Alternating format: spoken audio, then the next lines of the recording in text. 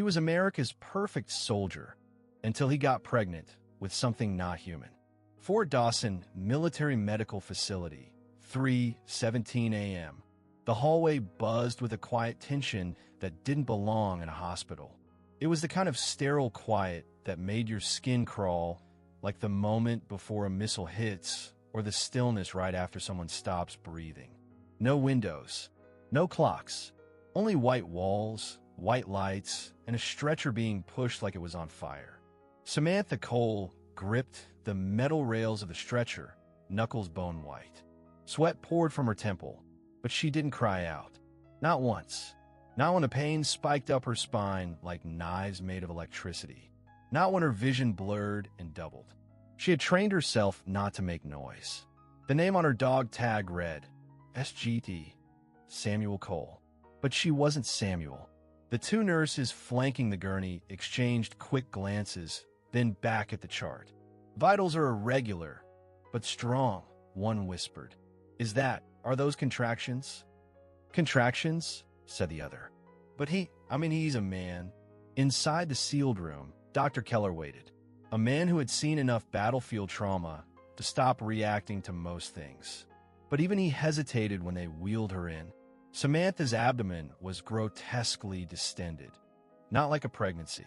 Like something was trapped inside her, trying to claw its way out. He approached slowly, as if any sudden move might wake whatever was inside her. Sergeant Cole, he said, cautious. We're here to help. We just need to understand what's happening. Samantha said nothing. Her eyes stayed fixed on the flickering ceiling light above. Her breath was short, controlled, too controlled. The nurses cut open the uniform, exposing the swollen belly beneath. Keller paused. There were no scars, no incisions, no surgical evidence of transition, no indication of hormonal therapy, no implants, no known path for this. He motioned for the ultrasound. Let's take a look. The gel was cold. The probe moved slowly. Then the monitor lit up. Two human forms, small but clear, curled, alive, heartbeat strong. But then a third shape appeared, offset, longer, its spine arched unnaturally, limbs too thin, a long neck, pulsing, moving. It kicked, not like a baby, like a colt. Keller stepped back. This can't be real. Ross, pale as the sheet she held, looked again. But it's there. It's alive.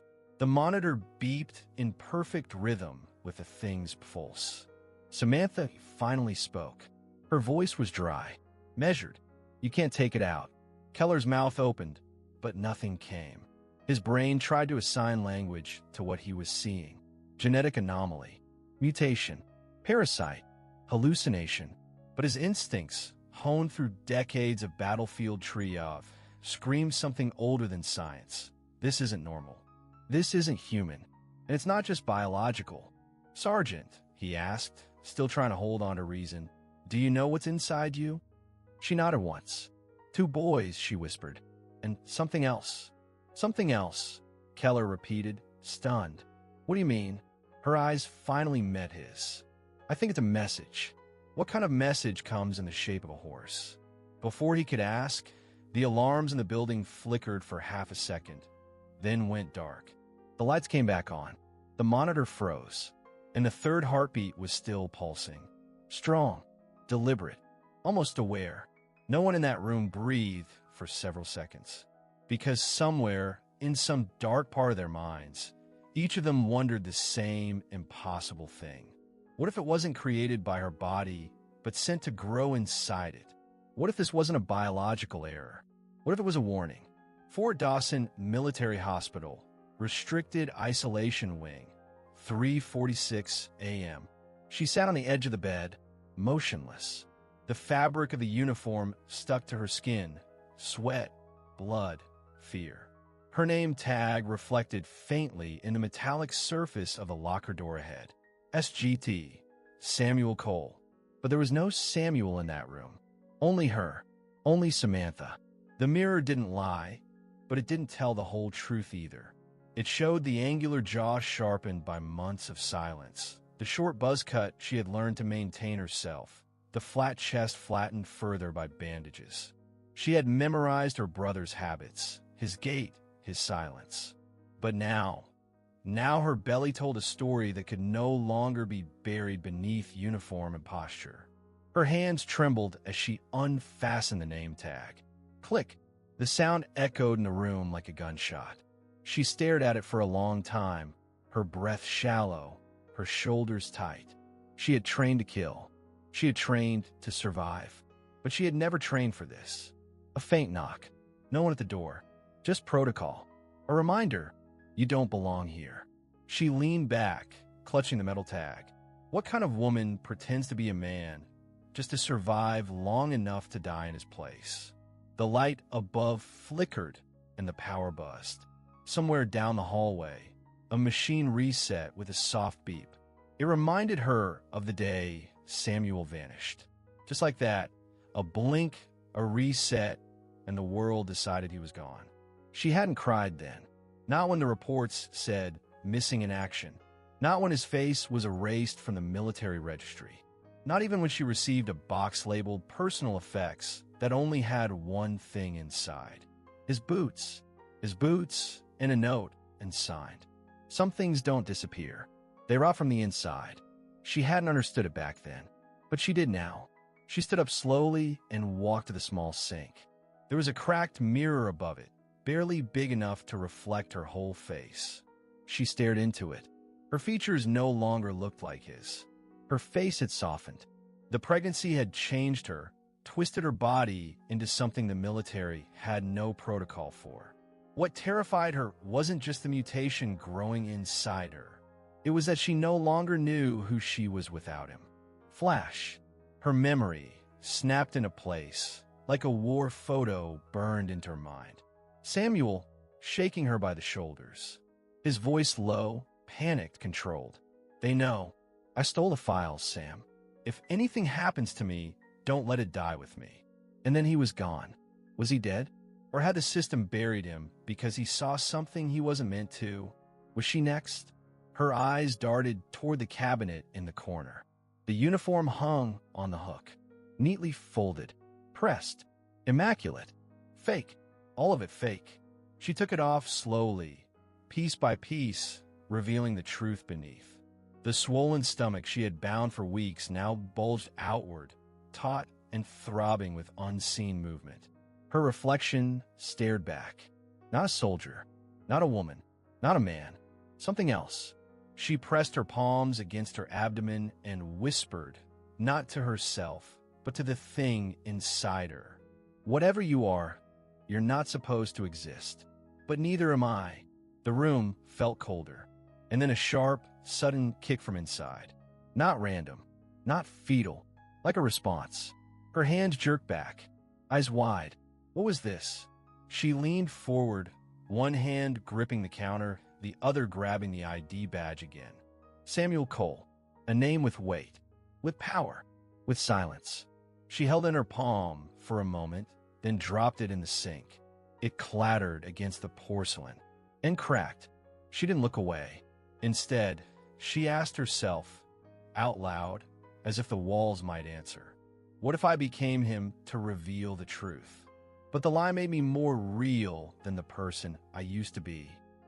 Another knock, this time louder. A voice outside. Sergeant Cole, you're needed in observation. She stared at the door. She didn't move. They thought she was him. They trusted her, or feared her. But what would they do if they found out what she was carrying?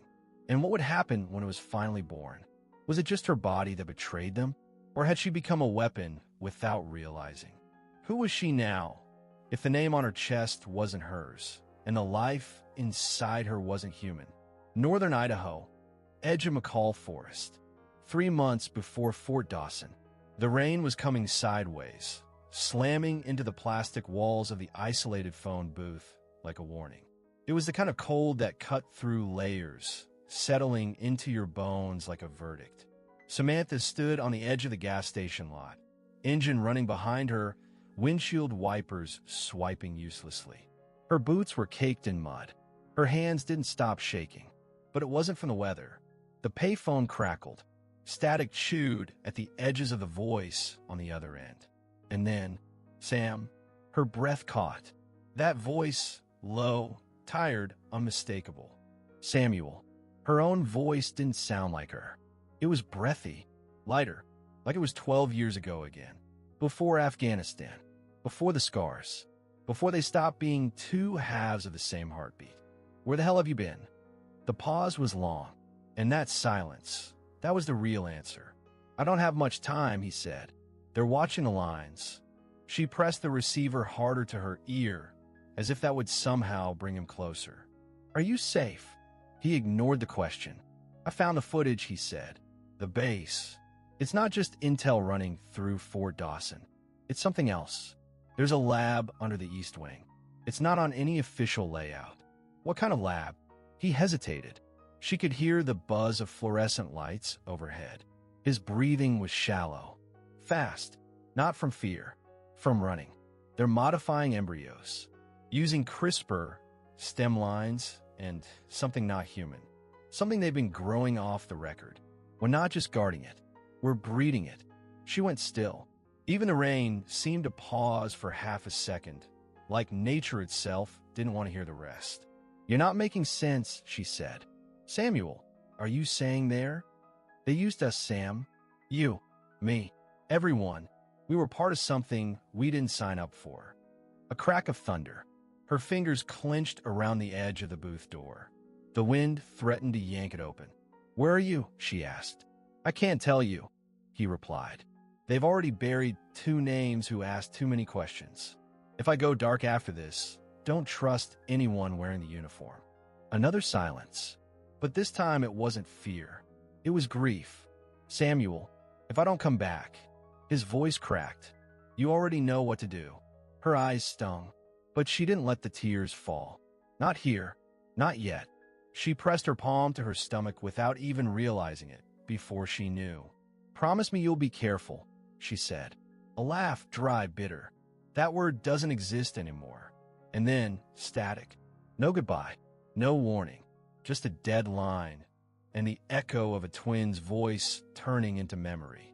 She stood there long after the connection was lost, staring at the receiver like it might ring again. It didn't. Of course it didn't.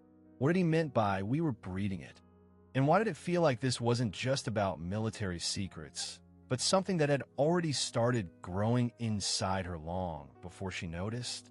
She didn't know it yet, but that was the last time she'd ever hear Samuel's voice alive.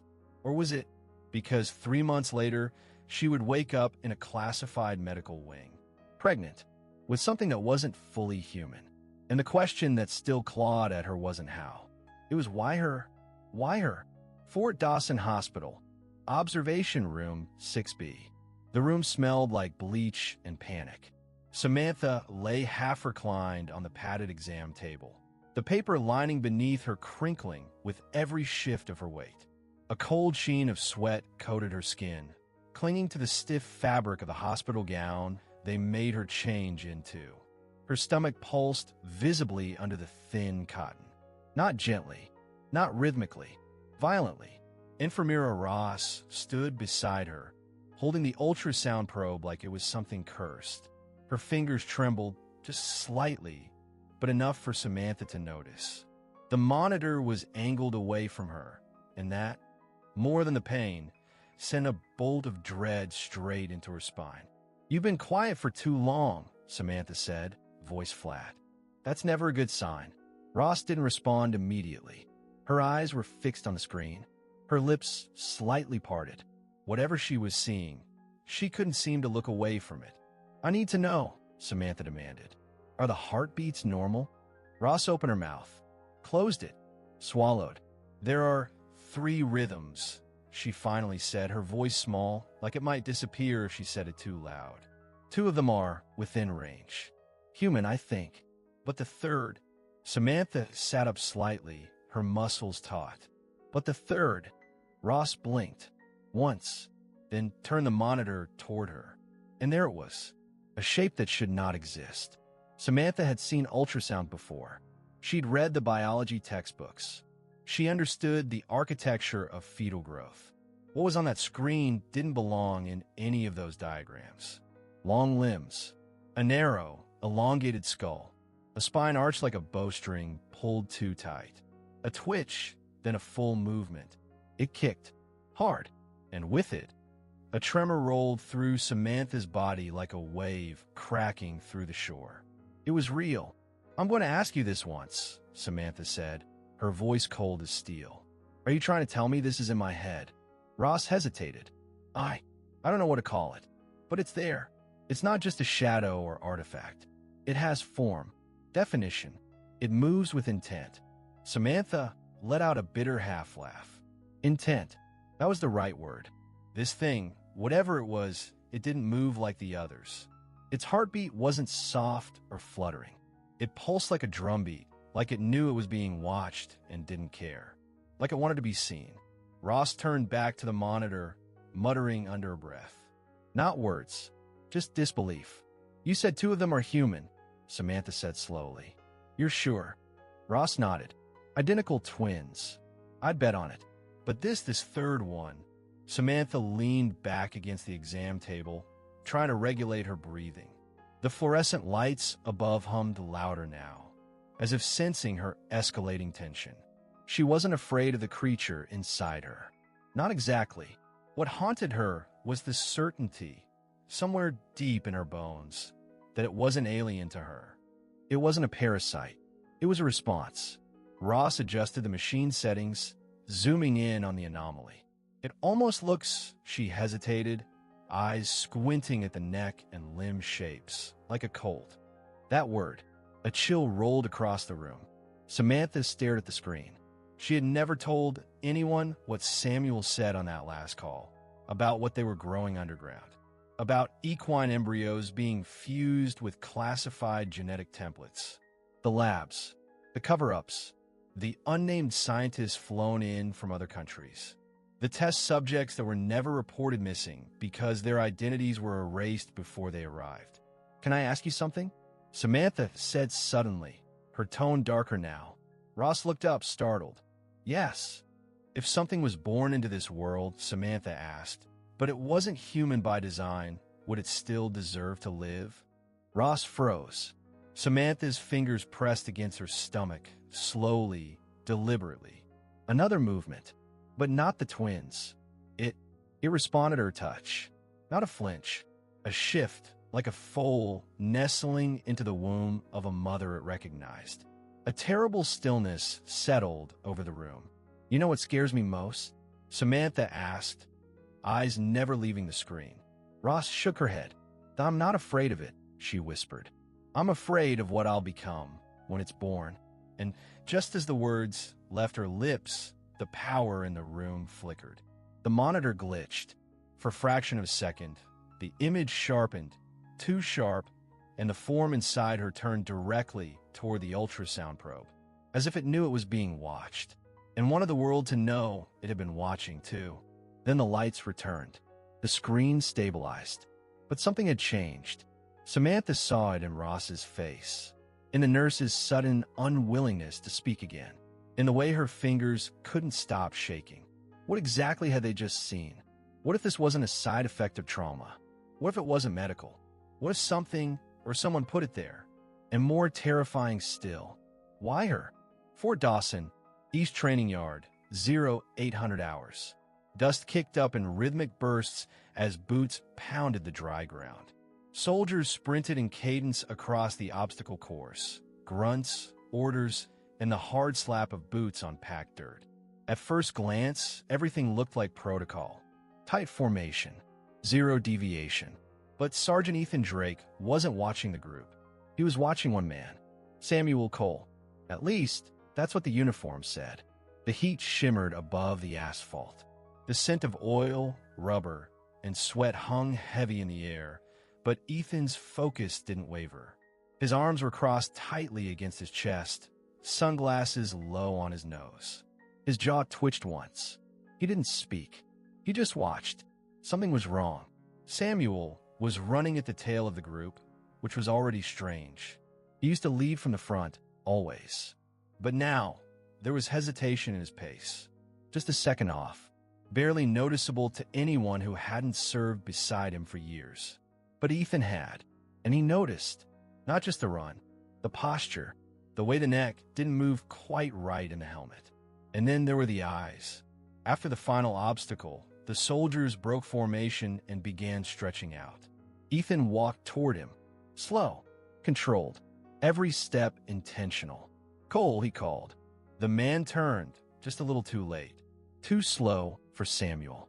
Too careful. Up close, Ethan stared hard into the face under the helmet. Short-cropped hair, sweat dripping from the temple, a few new scars. Nothing that screamed imposter at first glance. But then, the eyes. Brown, but wrong. Not the sharp, cocky gaze Samuel always had. These were darker, heavier, avoidant. "Something on your mind, Sarge?" Samuel asked. That voice. It was damn close. But even that didn't land the same way anymore. "You tell me," Ethan replied.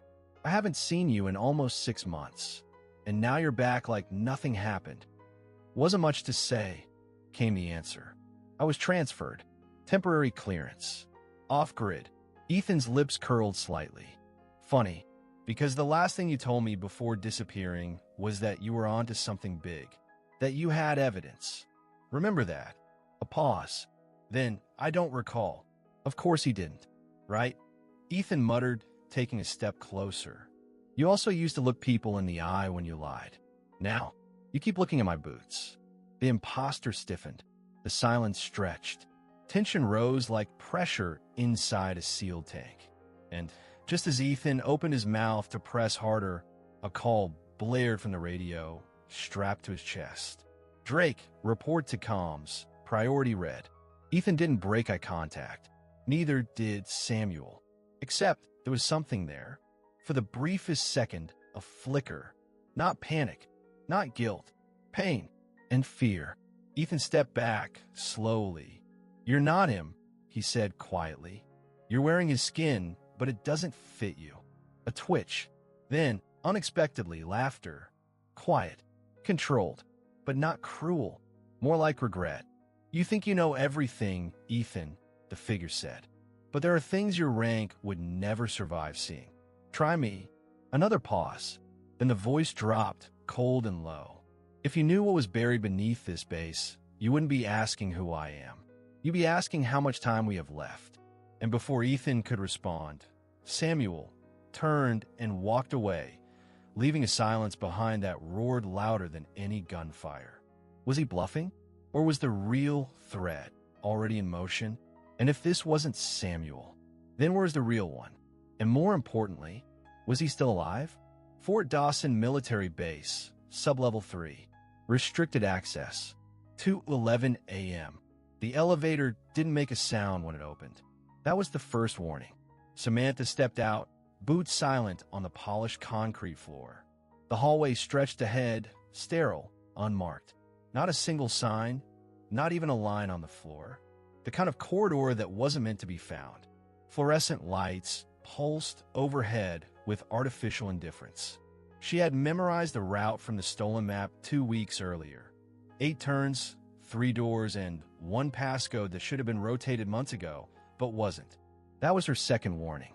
Her hand hovered near the pistol tucked inside the waistband of her fatigues, but she didn't draw it. Not yet. At the end of the corridor, a metal security door waited. No window, no camera. Just a biometric scanner with a soft green light blinking once every 4 seconds. She exhaled, pressed her thumb against the reader. It blinked red, then yellow, then green. Access granted. Why hadn't they revoked her brother's biometric access? Why did the system still think she was Samuel Cole? Inside the room, the lights flicked on automatically. A chill slithered up her spine, not from the temperature, but for what she saw. Glass containment units lined the walls, each tagged with classification codes she didn't recognize. The smell was clinical, but something was off. Faint copper, disinfectant failing to hide the memory of blood. In the center of the room, a console glowing faint blue. No keyboard, just touchpads, retina lock, and a drive slot. She pulled a small USB from inside her boot, inserted it, The screen came alive. Encrypted logs scrolled across the display. Operation Broken Veil. Phase 3. Cross-species chimera culture approved. Subject number 004 Alpha. Successful uterine integration. Host unaware. Do not allow subject to deliver. Terminate at 36 weeks. Samantha felt the blood drain from her face. She clicked deeper. Video files. Medical logs. A redacted list of test subjects, some marked as deceased, others as unlocated. One of them was her brother's name. Sergeant Samuel A. Cole. Status. Compromised/asset reassigned. Reassigned? What did that mean? A folder labeled Gestational Data, Class Echo, popped up. She opened the first entry. Footage. A woman restrained on a hospital table. Belly distended. Screaming. The doctors did nothing. Just recorded. The date was from 2 years ago. She clicked the next video. Another woman. Same base. Next one. This time, the fetus had hooves. She backed away from the screen. Her body trembled, but not from fear. Not anymore. From recognition. She wasn't the first. She was just the one who made it further than the others. Suddenly, footsteps. Someone was coming. She yanked the USB free, killed the monitor, and slid behind the side of a containment tank. A door creaked open. Tenente Marco Carrillo. His boots echoed through the lab as he entered, casual, unaware. He walked to the terminal, reached for his ID badge. The system beeped once, access denied. He frowned, paused, then said out loud to no one, "Someone's been here." He turned around. His hand moved slowly toward the weapon on his hip. Samantha stayed perfectly still, her breath shallow. But then Carrillo did something strange. He didn't draw the weapon. He reached into his jacket and pulled out a photograph. He placed it on the console. It was old, grainy. A photo of 3 men, young, clean-shaven, arms around each other in desert uniforms. Samuel was one of them. Carrillo was another. The third wore no name tag, just the same eyes as Samantha. "You shouldn't be here," Carrillo said to the room. "But neither should I." Was he talking to her or to himself? Then, almost absently, he picked up the photo again and left the room, not looking back once. The door hissed shut behind him, and in that silence, Samantha realized something terrifying. Carrillo knew. He knew she wasn't Samuel. He had always known. But why hadn't he turned her in? And what was his role in this?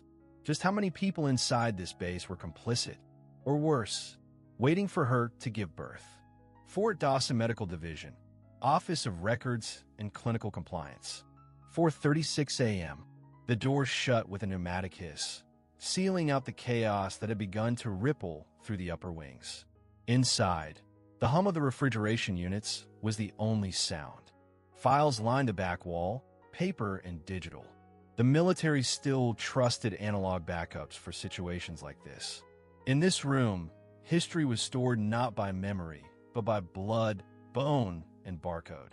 Dr. Thomas Keller stood at the counter, gloved hands gripping a folder labeled Cole. Essay, Priority Red/G classification. A red band on the corner indicated no photocopy authorization. But the stain seeping through the corner wasn't ink. It was blood. Fresh. Still warm. Not enough to trigger a code response, but enough to make Keller pause. He wasn't squeamish. Not after Baghdad. Not after the trenches in Kandahar. But this was different. He peeled the folder open slowly. Inside, standard vitals, blood work, genetic scans, and 2 pieces of data that should have never existed on the same chart. Gender, male per personnel records. DNA karyotype, XX. Female, no ambiguity. The blood sample had been retested 3 times. Same result. Sergeant Samuel Cole didn't exist. At least, not in this body. Keller removed his gloves, wiped his brow, and sat down heavily in the steel chair behind the terminal. He knew what this meant, and what it could mean if someone else saw it. The door opened behind him. Major Elias Lee. The man entered without knocking, without a greeting. His presence didn't demand attention. It consumed it. Tall, impeccably pressed uniform. Rows of ribbons that screamed legacy. Not a soldier who fought, but one who outlived the ones who did. He shut the door behind him. "I saw the flags on the biometric logs," Lee said. "You ran a secondary sequence on Cole's blood." Keller didn't answer right away. Instead, he slid the folder across the desk. Lee opened it. Didn't flinch. Didn't blink. He already knew, but he needed Keller to say it first. After a beat, Keller did. "This soldier is not who he claims to be." Lee said nothing. Keller pressed.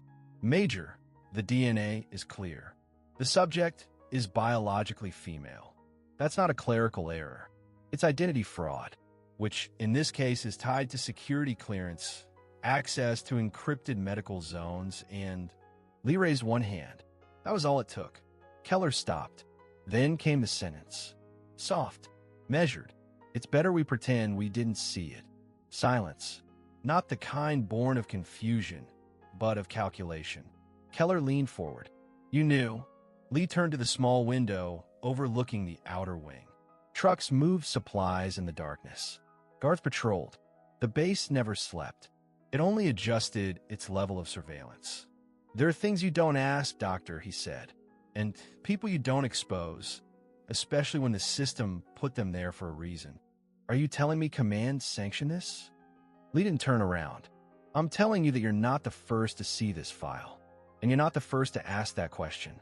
But the ones who did, they're not in this building anymore." A pause, and neither is their clearance. Keller clenched his jaw. "You expect me to ignore this? That's a felony, sir. Not just military, federal." Lee faced him now, eyes like polished stone. "You took an oath to preserve life, Doctor, not to destroy it. If you report this, you won't just be implicating a soldier.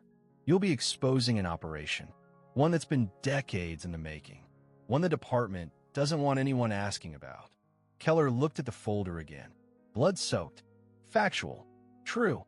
"But she's pregnant," he said finally. "With twins. And something else." Lee didn't even blink. "I know. You know. I know what's inside her. I know where it came from. I know what she's carrying isn't natural." Then came the whisper, so quiet Keller almost didn't catch it. "But it's not entirely unnatural either." He stepped closer. "One day, history will forget the names of the soldiers who died for this country, but it will remember the birth of the thing inside that woman." "What is it?" Keller asked. Lee smiled. Not like a man proud of his plan, like a man resigned to it. "A prototype, a mistake, a prophecy. Depends on who you ask." He turned to leave, but before opening the door, he stopped again. "And Doctor," he added, "I'd recommend you sanitize this terminal before sunrise." "Why?" Lee looked back over his shoulder, eyes narrowed. "Because you don't want to be the only one left holding evidence that doesn't officially exist." Then he was gone. Keller stood there, alone, with a file soaked in blood, with a secret too big to bury and too dangerous to expose. But one question haunted him more than the others. Why would a system this powerful risk letting her carry it to term? What were they waiting for? And more disturbing still, what if it wasn't a failure at all, but a test they wanted to see play out? Fort Dawson, Mess Hall, 17:23 hours. The clink of trays, boots on tile, and half-hearted chatter filled the air, but only on the surface. Beneath it all was something unspoken. Soldiers glanced up too quickly and looked away even faster. The lines were shorter tonight, the noise thinner.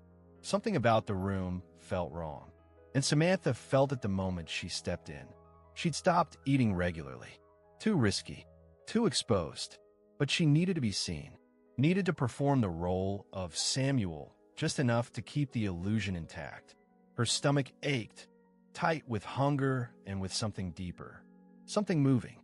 She grabbed a tray with cold meatloaf and peas, barely glanced at the server, and scanned the hall. Most tables were full of young recruits and tech officers.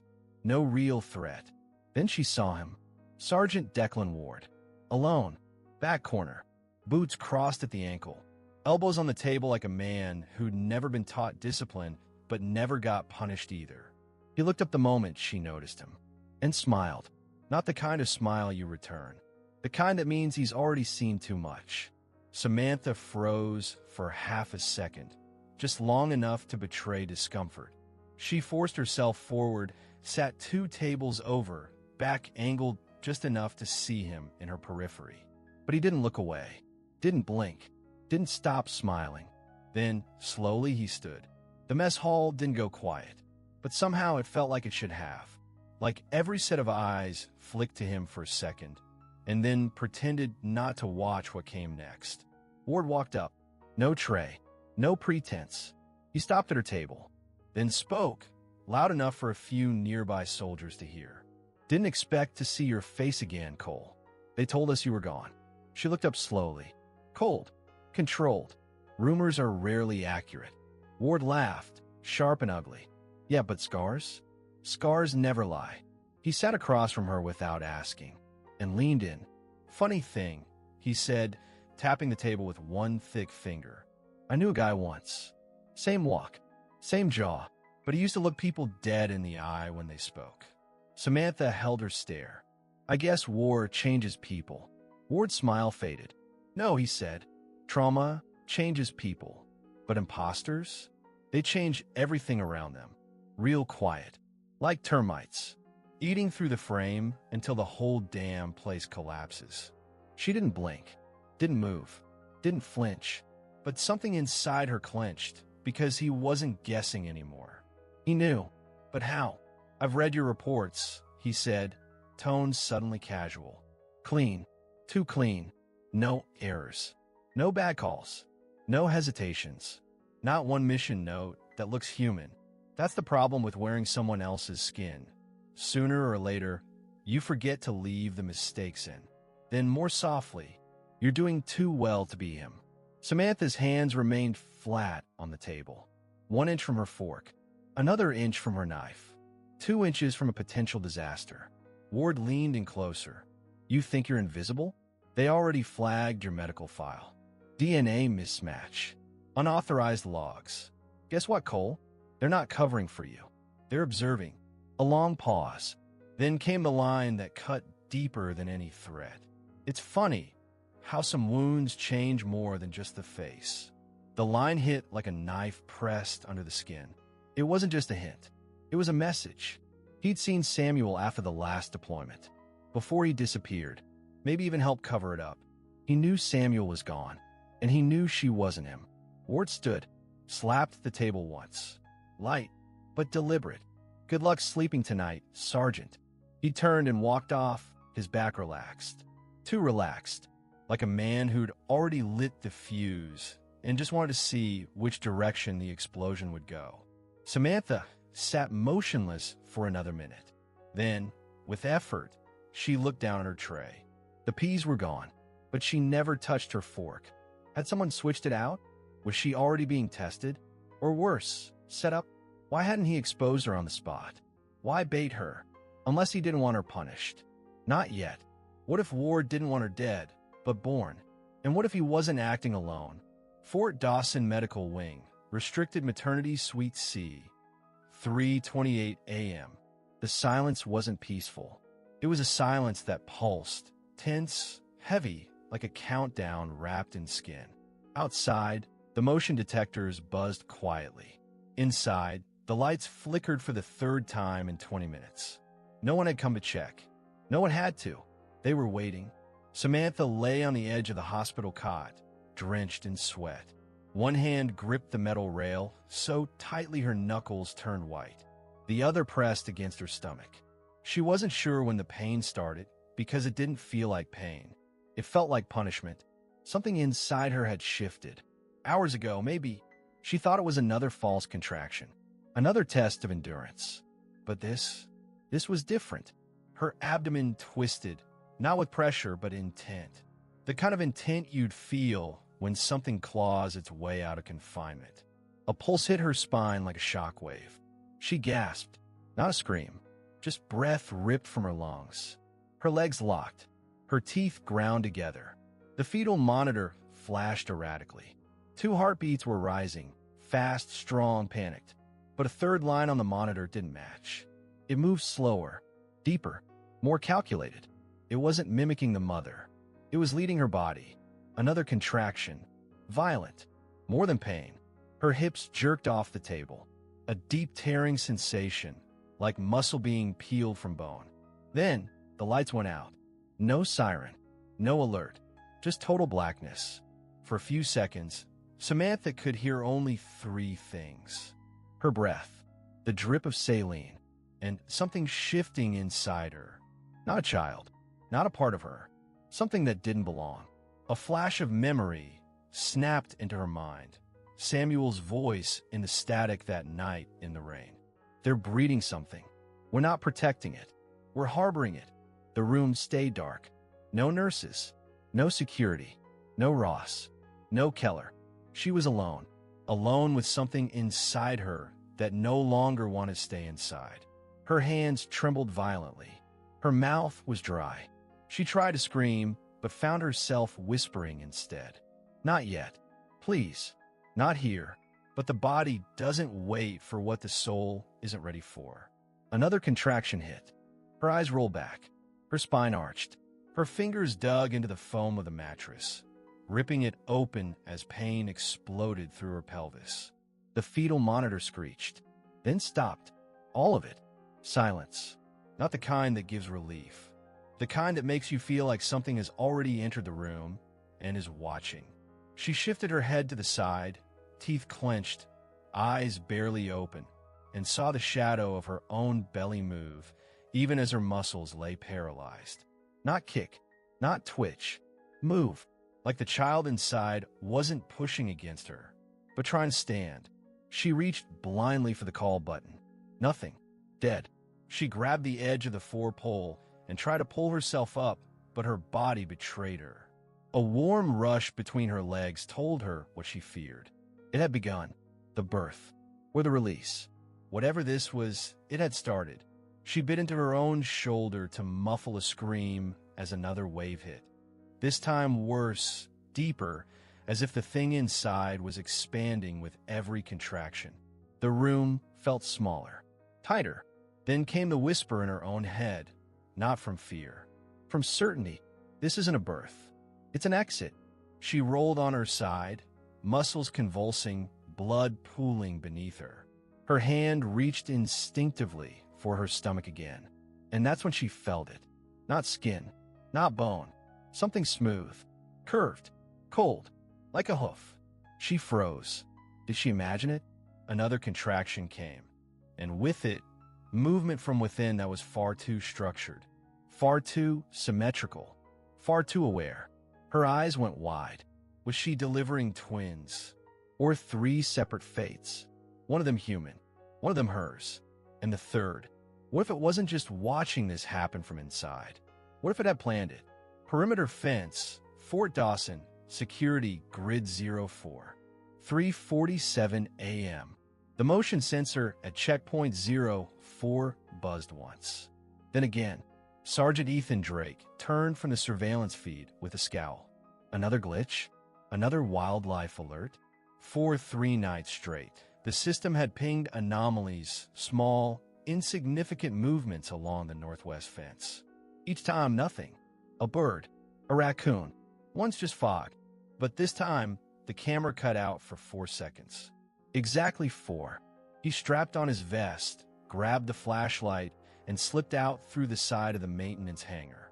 The night air slapped his face hard, sharp with pine and metal. Moonlight made shadows out of everything that wasn't bolted down. The trees near the fence line twisted in the wind like figures trying to escape. Ethan moved fast. As he approached grid 04, he saw it. Not an animal, not a glitch. A man, collapsed against the base of the electrified fence. Covered in mud, dry blood, his clothes shredded. He was breathing barely. One hand gripped the wire, and the other was raised like he was trying to pull something from the ground or hold something down. Hey, Ethan dropped to one knee, drawing his sidearm instinctively but not aiming it. Don't move. The man's head jerked up, and Ethan froze. The face was swollen. The nose had been broken more than once. His right eye was sealed shut with bruising. But the left one? Green, sharp, familiar. No way. No goddamn way. Samuel? The man choked on his own breath, coughed, then nodded just once. Ethan stared at him like he was seeing a ghost. And maybe he was. The last time he saw Samuel Cole, he was walking toward an extraction zone that never existed. Everyone assumed he'd been silenced, or buried, or both. But now he was here, crawling back to the place that betrayed him. Al, how the hell are you alive? Ethan asked, voice shaking. They said you. Samuel gripped his sleeve, strength returning with urgency. I don't have time. Listen to me. You need to get me to her. Her. Samantha. Ethan reeled. You know, you knew this whole time. Samuel's eyes burned. I sent her in. I told her to take my name, my clearance, my life, because I thought I'd be dead before they found her. Ethan's heart pounded. She's in labor, Sam. Right now. Alone. No support. And something's wrong. I saw the monitor spike and cut out. No one's talking. It's like they're letting it happen. Samuel's grip tightened. She doesn't know the truth. Not all of it. What truth? Samuel looked him dead in the eye. The thing inside her, they designed it from me. Ethan blinked. You mean the child? No, he said. The third one. That silence. That sentence. That confirmation of everything Ethan had only feared but never said aloud. I was part of the first trial, Samuel said through clenched teeth. My DNA, my blood, they fused it with equine chromosomes. You think the colt she's carrying is some kind of accident? They made it. Ethan's mind reeled. But why her? Why use your sister? Samuel's head dropped. She volunteered. To finish what I couldn't. He winced again. Blood trickled down from behind his ear. They didn't want to kill her. They wanted to see what happened if she survived. A long pause. And they're going to take it the second it's born. Ethan stood, heart racing. He pressed the radio on his shoulder, but it was dead. No signal. Of course it was. Can you walk? Samuel nodded slowly. Barely, but I'll crawl through fire if I have to. Ethan crouched, pulling his arm over his shoulder. You don't have to, but we're going now. Where? To the birthing wing. And as they staggered into the dark, one question lodged itself in Ethan's mind like a splinter. What if the thing being born wasn't meant to live, but to replace us? And worse, what if it already knew how? Labor room B9, restricted wing, 4:23 a.m. No windows, one locked door, monitors, wires, breath held hostage by silence. The fluorescent light above flickered, but not from a power issue. It flickered like it knew. Samantha Cole's hands gripped the rails of the delivery bed so tightly her knuckles bled white. Sweat rolled down the curve of her neck, pooling at her collarbone. Her eyes were glassy, but open, locked on the cracked tile above her head like she was trying to read something no one else could see. Each contraction hit like a car crash in her abdomen. Not a wave, not a surge, a violent rupture, like her body was being split open from within. But the pain wasn't what terrified her. It was the rhythm. 3 heartbeats, one strong and fast. A baby's. Another, slower, more deliberate. The second twin. And then, the third. Not a rhythm at all. An irregular pulse. A frequency. Something that didn't follow human pattern. Something watching her from inside her own body.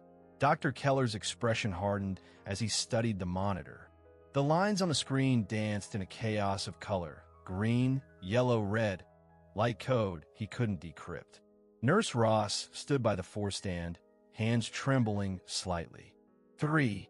Ross asked, voice dry. There are 3. Keller didn't respond.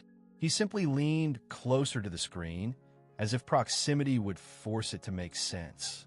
Then Ross whispered, that last one isn't a fetus. Keller blinked. It's not moving like one, she added. It's echoing, not pulsing, reflecting. Samantha's voice cut the room in half. It's aware. Both heads turned to her. What do you mean? Keller asked. She exhaled sharply, eyes still glued to the ceiling. It's not growing. It's waiting. A shiver crawled up Keller's spine. For the first time in years, he took a step back from the patient. Not out of protocol, not from caution, but something primal. The monitor let out 3 beeps, one for each being, and then dropped into a moment of total stillness. No sound, just silence. Samantha's stomach shifted beneath the surgical gown, the movement unnatural, too deliberate. Not a kick, a gesture. "Jesus," Ross said, half a breath. Dr. Keller motioned for her to get the sedation syringe. "Don't touch me," Samantha snapped. Her voice wasn't pleading. It was a command. Both froze. "The moment you touch me, it'll know. All of it." Ross looked like she wanted to cry. Her eyes flicked between the monitor and Samantha's stomach, then to Keller. "We're not prepared for this," she whispered. No one was. Not even him. Because this wasn't just about science anymore. This wasn't genetics. This wasn't trauma. This wasn't protocol. This was something ancient. Something neither medical nor military. "Have you ever considered," Samantha began, her voice hollow but oddly composed, "that some things don't want to be born, they want to arrive?" Ross stumbled back. The monitor blinked again. 1 heartbeat. 2. The third. A digital spike, as if something had hacked the system itself. "I need to push," Samantha growled. "But you're not dilated enough," Keller started. She turned her head slowly. "It's not waiting anymore." Suddenly, the lights above blinked twice and then held. Bright, unnatural, cold, and the beeping returned. But not just 3, 4. "What the hell is that?" Keller asked. Samantha's lips parted. It brought something with it. Ross stared at the ultrasound screen. Her hand flew to her mouth. "That shape. That isn't. That's outside the womb." Keller leaned in. The monitor showed something shifting behind the other 2 heartbeats. A shadow shaped like limbs and hooves. Not inside the body. Around it. Pressing through from some layer unseen. Like something was coming through her, not just out of her. Then a new question formed. If one of them was never human, could one of them never have been born at all? And if so, would it already entered the room without opening the door? Security hallway, level 3. 4:51 a.m. For men. 3 screens. One terrible truth unfolding in real time. Declan Ward stood like a statue in front of the central monitor. His arms were crossed, but his fingers twitched slightly. Barely visible movements that betrayed an internal war. He wasn't blinking. Not because he didn't want to, because he couldn't. The screen showed Samantha in labor, restrained by protocol and surrounded by fear. The fetal monitor pinged inconsistently. First signals. One of them no longer even pretended to be biological.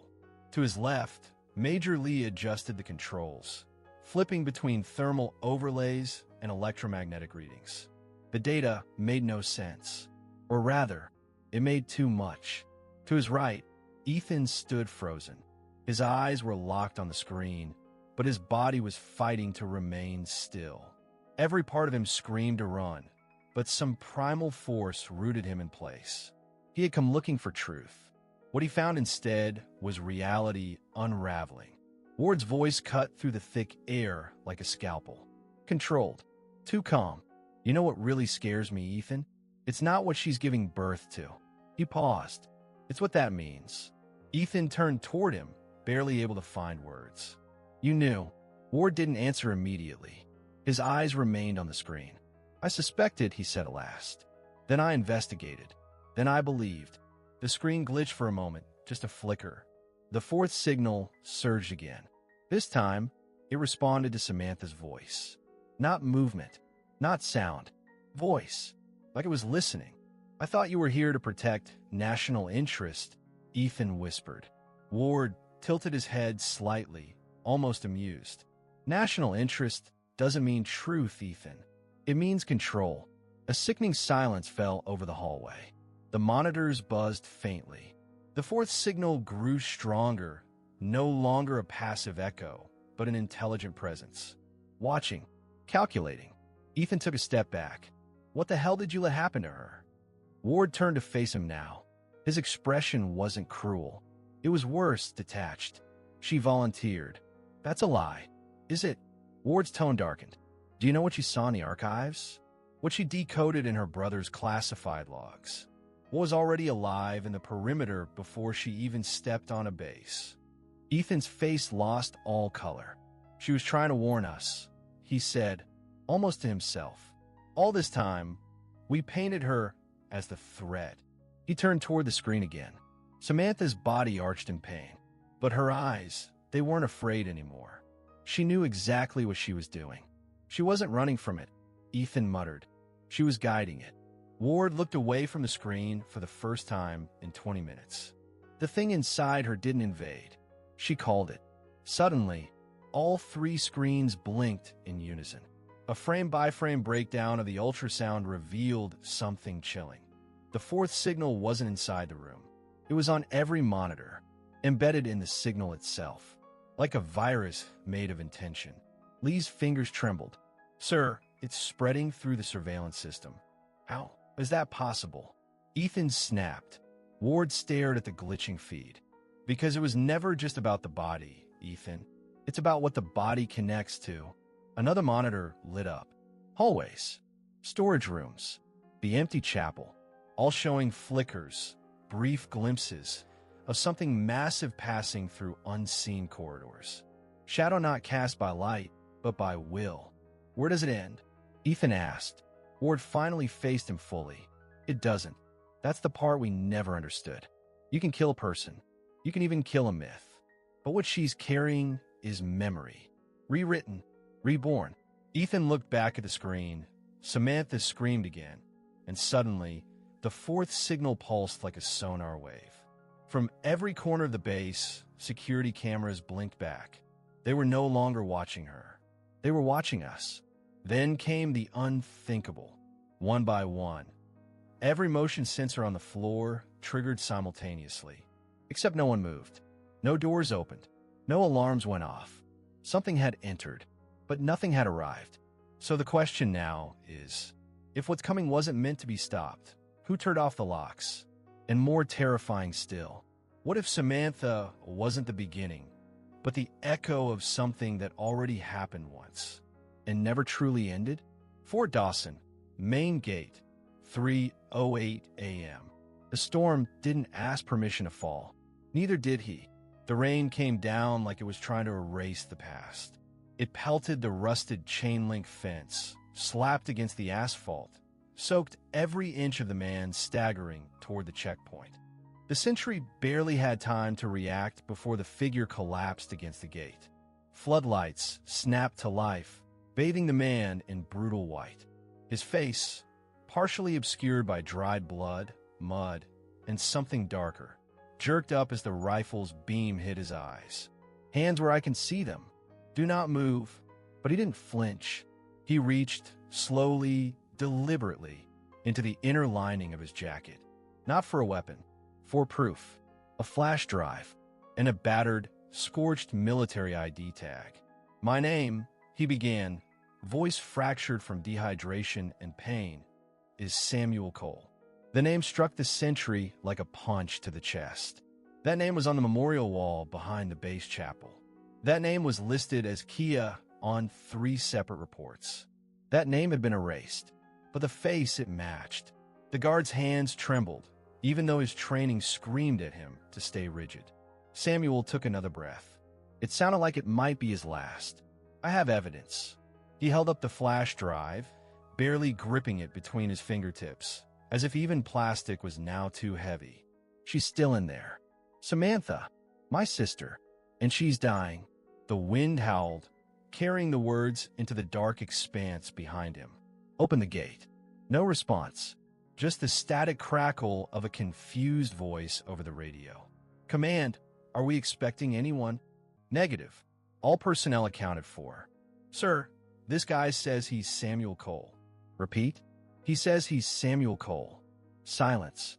Then, detain. Immediately, the guard hesitated. For just a second. That second was everything. Because Samuel didn't stop talking. His voice got sharper. Desperate. Charged. That drive contains Project Caleb's Phase 4 notes.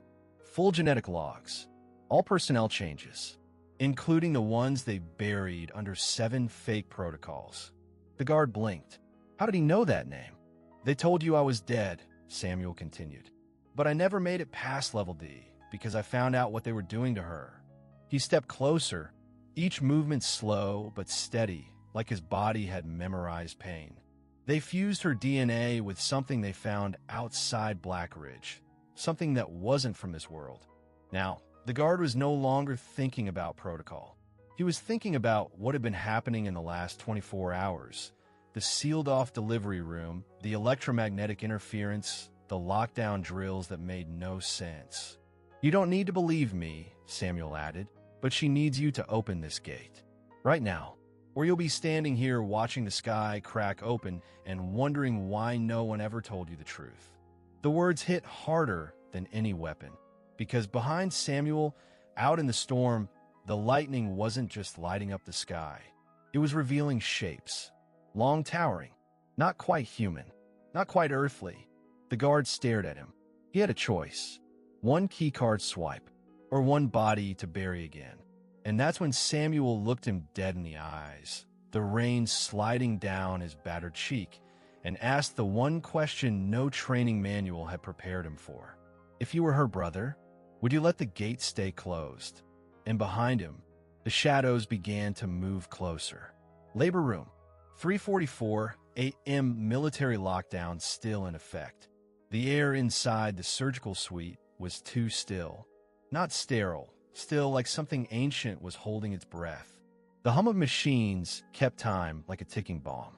Heart monitor, oxygen, blood pressure, and then beneath it all, something new. A deeper frequency, barely audible, but unmistakably there.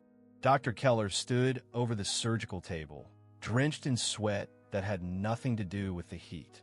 Nurse Ross, her gloves trembling slightly, had already been reprimanded once for pausing too long. But this was beyond anything they trained for. Samantha Cole, strapped to the bed for her own safety, and maybe the safety of everyone else, let out a guttural scream that scraped the edge between human pain and something older. Her back arched violently. Her eyes never closed. Blood pooled beneath her in chaotic rhythm. Keller shouted something. Ross didn't hear it. Her attention was locked on the monitor. 3 distinct heartbeats. Again, then 2, then wah wah. The first cry cut through the room like a miracle. A perfectly human cry. A baby. Small, fragile, alive, delivered into Ross's arms, slick with fluid and blinking as if offended by the lights. It was a boy. Ross barely managed to stammer out. One down, but Samantha didn't stop screaming. Her body shook with convulsions that made the lights flicker. The metal tray rattled. The second delivery came almost too quickly. Another newborn, smaller, but also human. It's a girl.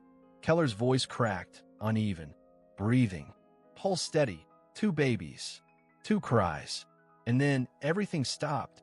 Samantha fell still, but her abdomen rose again, slowly, unnaturally, too high, too long, like something inside her refused to let go. Her face twisted in pain and something far worse, recognition. She had known this moment was coming. Not in theory, not in speculation. She had felt it. She carried it. It's not over, she said through gritted teeth. You thought I would stop it too? Keller looked at the monitor again. One more heartbeat. Not human. Faster. Erratic. Irregular like static. Something alive but not born. Not yet. Ross reached for the forceps, hesitant, her movements robotic. She'd assisted dozens of births. Nothing had prepared her for this. Samantha began to convulse again. A blinding pain seized her entire frame, neck snapping back so violently that Keller yelled for restraints. And then, silence. The silence didn't soothe. It pressed. It waited. That's when the lights dimmed. Not from power failure, not from malfunction, but as if the room itself was pulling inward, retracting. The surgical lamp flickered. The air turned thick, too thick. Then came a sound, not a cry, not a growl, a clicking, wet and deliberate. From inside her, Ross screamed and dropped the forceps. It hit the floor with a clang that echoed like a gunshot. "No," she whispered. No, that's not." She backed away. Keller didn't move. Couldn't. His eyes were fixed on the surgical field. Samantha wasn't screaming anymore. Her mouth was open, but what came out wasn't sound. It was light, dim, faint, blue, almost violet, flickering like a dying flame from deep in her throat. Her pupils had dilated fully. Keller took a step forward. Something was moving beneath the sheet, slowly, pushing its way out, but not with the desperation of birth. With precision, deliberate, as if it knew where it was, as if it was watching them. "You told them it wouldn't survive," Samantha whispered suddenly, voice barely her own. But it did. The third presence emerged, and every machine in the room flatlined. All 3 heartbeats vanished. Lights out. Emergency power kicked in. Keller, trembling, reached down to pull back the sheet. But before his hand touched the cloth, something reached up from beneath it. Not a hand, not claws, something in between. Organic, intelligent, waiting. And then, behind them, a screen blinked on. Unauthorized feed. Camera 14. Hallway outside. Someone was coming. Covered in mud, limping, bleeding, holding something metallic in one hand. Samuel, and the newborn, the third one, turned toward the sound. Without eyes, but it turned. They had locked the doors, unplugged the cameras, cut the feed. No one outside would know what came next. Blood still stained the floor. Samantha lay weak, her body limp, but her eyes wide open, fixed on the ceiling, breathing in uneven intervals, one hand twitching slightly as if reacting to a memory instead of pain. Dr. Keller had taken 3 steps back. His gloves were soaked. His chest heaved. He had assisted in emergency C-sections during combat, stitched bodies open on Afghan soil, reattached limbs in field tents under fire. But he had never seen this. The sheet at Samantha's waist pulsed once more, then shifted. Nurse Ross didn't scream this time. She froze. Her gaze dropped toward the stained cloth as it began to rise, slowly, pushed from beneath by something moving with intention. Not a newborn's random twitching. Deliberate, methodical, as if measuring the world it was about to enter. The fabric slithered aside on its own, revealing what lay between her thighs. A mass, no larger than a newborn fawn, but unmistakably alien in form. It was equine in silhouette, long limbs, bent joints, a slick back like wet leather. The skin glistened, but it wasn't just wet. It was translucent. You could see the veins mapping under the surface. Its ribs moved with every trembling breath, though there were no nostrils. No mane, no tail, but its head, no eyes, just smooth skin where eyes should be. Yet everyone in the room felt watched. It didn't cry, didn't kick, didn't tremble. It just lay there, breathing. Ross collapsed. Her knees buckled. Her body hit the tiles with a thud that echoed, but the creature didn't flinch. Keller dropped the surgical tray. Instruments clattered in metallic chaos. He backed away until his heel hit the oxygen tank. "What is it?" His voice cracked, barely audible. Samantha stirred. Her head turned slowly. Then, finally she spoke. Not to him, to the room, to herself. I felt him before anyone else did. Her voice didn't shake. There was no panic, no grief. Not like the twins. Not even like Samuel. He didn't want to hurt me. Her fingers reached out. Weak, bloody, but purposeful. He just wanted to be. Keller didn't move. He was staring at the creature's legs. The joints were bending the wrong way. No, not wrong. Just different. Engineered? Mutated? Symbolic? Real. Samantha smiled. Not out of joy, but the way someone smiles when a prediction finally happens. When the weight of knowing crashes into the moment of truth. They told me I was insane. That trauma does this to the mind. But trauma doesn't kick in your sleep. Doesn't have a heartbeat. Her eyes glistened, but no tears came. He grew every time I was threatened. Every time I lied. Every time I bled. He learned to be quiet. Learned to hide. Like me, Keller dared to step forward. The creature moved, not away, toward. Its front leg curled, dragging itself along the sheet with slow, fluid movements. One hoof, if it could be called that, pressed against the blood-soaked edge of the table. There was no aggression, no malice, only presence. It raised its head toward Samantha, as if seeking her face, as if it knew her, and she, in return, lifted her hand with all the strength left in her. Fingertips touched the creature's head. The contact sent a pulse through the room. Not sound, not light, but a sensation, grief shared, not for what had happened, for what had been allowed to happen. Keller staggered, because it wasn't just symbolic anymore. This wasn't trauma-made flesh. This was deliberate biology, a third gestation, and someone had known, someone had planned. But how and why? And more terrifyingly, was this creature a product of Samantha's body, or a response to something done to her? Before he could ask, the creature turned its head, not toward Keller, but to the door, as if anticipating someone's arrival, as if it remembered something, or someone. Keller moved toward the intercom, only static. Then, 3 loud knocks echoed through the outer door. A keycard swipe. The lights above flickered. Samantha didn't flinch. Her voice returned, barely audible. They're coming for him. She closed her eyes. But he doesn't belong to them anymore. 3 more knocks, and a voice, muffled but firm, came through the reinforced glass. My name is Samuel Cole. Let me in, now. And the creature, it stood. The hallway to sublevel 3 wasn't just off-limits. It didn't officially exist. No cell signal, no surveillance timestamps. The kind of place even seasoned military personnel pretended they didn't know how to access. Colonel Travis Monroe walked with deliberate slowness. His boots echoed in the polished silence. Each footfall matched the rhythm of something in his chest that wasn't exactly a heartbeat. Behind him, Sergeant Declan Ward carried a metal case with biometric locks. Ahead of them, a single reinforced door opened to retinal scan. Inside waited Major Lee, thin, immaculately pressed uniform, hands clasped behind his back, eyes already locked on the flickering screen. "You're late," Lee said. No trace of irritation, just a fact. His voice always sounded like a threat hidden behind etiquette. Monroe didn't answer. He walked directly to the steel desk, nodded to Declan, and pressed his thumb to the terminal. The recording began. Black screen, then static, then the delivery room. A woman's scream tore through the speakers like glass snapping under pressure. They watched as Samantha's body convulsed, as 2 human infants were pulled from her. The sound of newborn cries flooded the room. Normal, natural, but no one flinched until the 3rd movement started. A surgical lamp tilted. Nurse Ross froze mid-reach.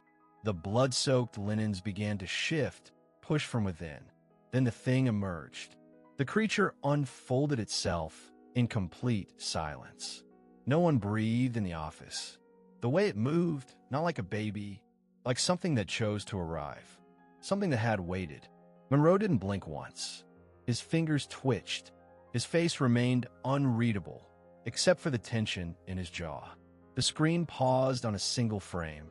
Samantha's bloodied hand touching the creature's slick head. "What the hell is that?" Declan's voice was rough, but shaky. For once, the man known for brutality sounded like a scared teenager pretending he wasn't. Major Lee didn't answer immediately.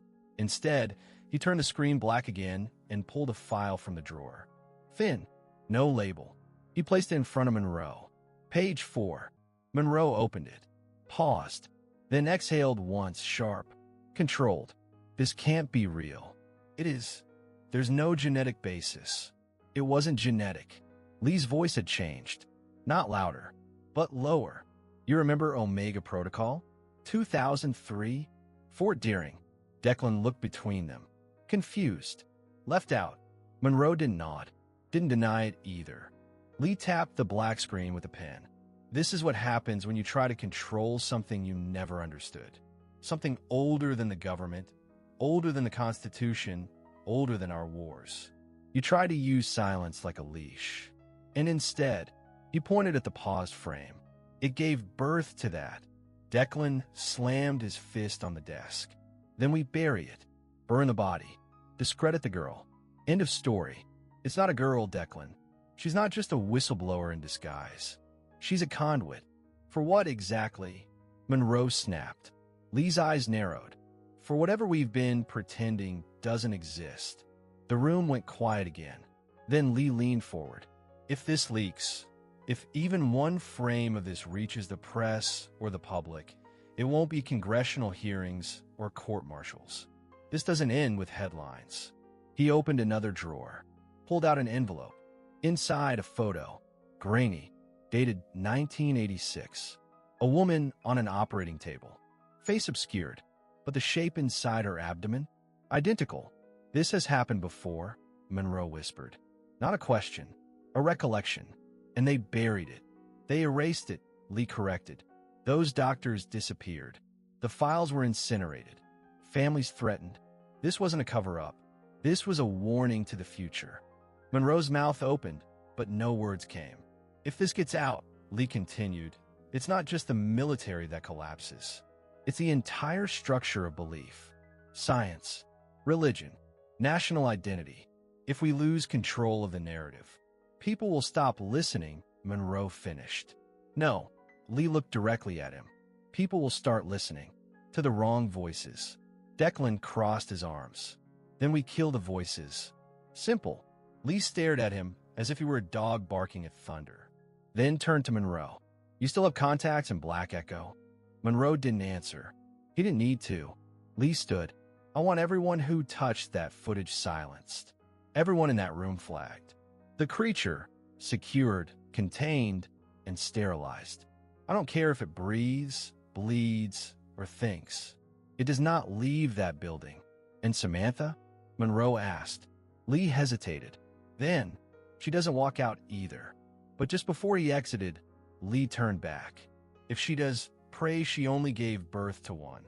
Because in the next room over, another file had just begun downloading to an off-grid laptop from an IP address that shouldn't exist, under a username long believed dead. Username, s.col_remaining. Subject line, not the first, not the last. What had they really created? And what if it had been waiting, not to be hidden, but to be seen? The lock disengaged with a low mechanical click. No one spoke. Samuel stood at the threshold of the isolation room, one hand still on the cold handle. His breath caught, then stalled. He hadn't imagined this moment in a decade, and yet somehow it still defied every expectation. The air inside was sharp, antiseptic metallic. A faint buzz came from the flickering overhead light, casting a sickly yellow hue across the room. It was the kind of place where even time felt contaminated. Samantha lay propped up on the medical cot, barely conscious but not asleep. Her skin had gone gray beneath her collarbones, her cheeks hollowed by blood loss or something far worse. She held two bundles, two babies, against her chest, arms locked in a desperate cradle. But it wasn't them that drew Samuel's gaze. At the foot of the bed, swaddled tightly in white hospital linens, now stained with dried fluid, lay the third form. Small, still, inhuman. The air shifted. Samantha opened her eyes, dry, unblinking. They told me you were dead. Her voice didn't accuse. It didn't plead. It simply acknowledged. Samuel didn't move closer yet. His military fatigues were still stained with travel grime, his beard untrimmed, his eyes bloodshot. But behind that weathered face was the same boy who had once promised to protect her at all costs. He swallowed. I kept your name alive, he said, stepping forward at last, even when mine was erased. Samantha gave the faintest nod. And I kept your face. The silence that followed was not empty. It was full, packed with the debris of what had never been said between them. Samuel moved to the side of the cot. The twins stirred slightly, their breathing soft and human.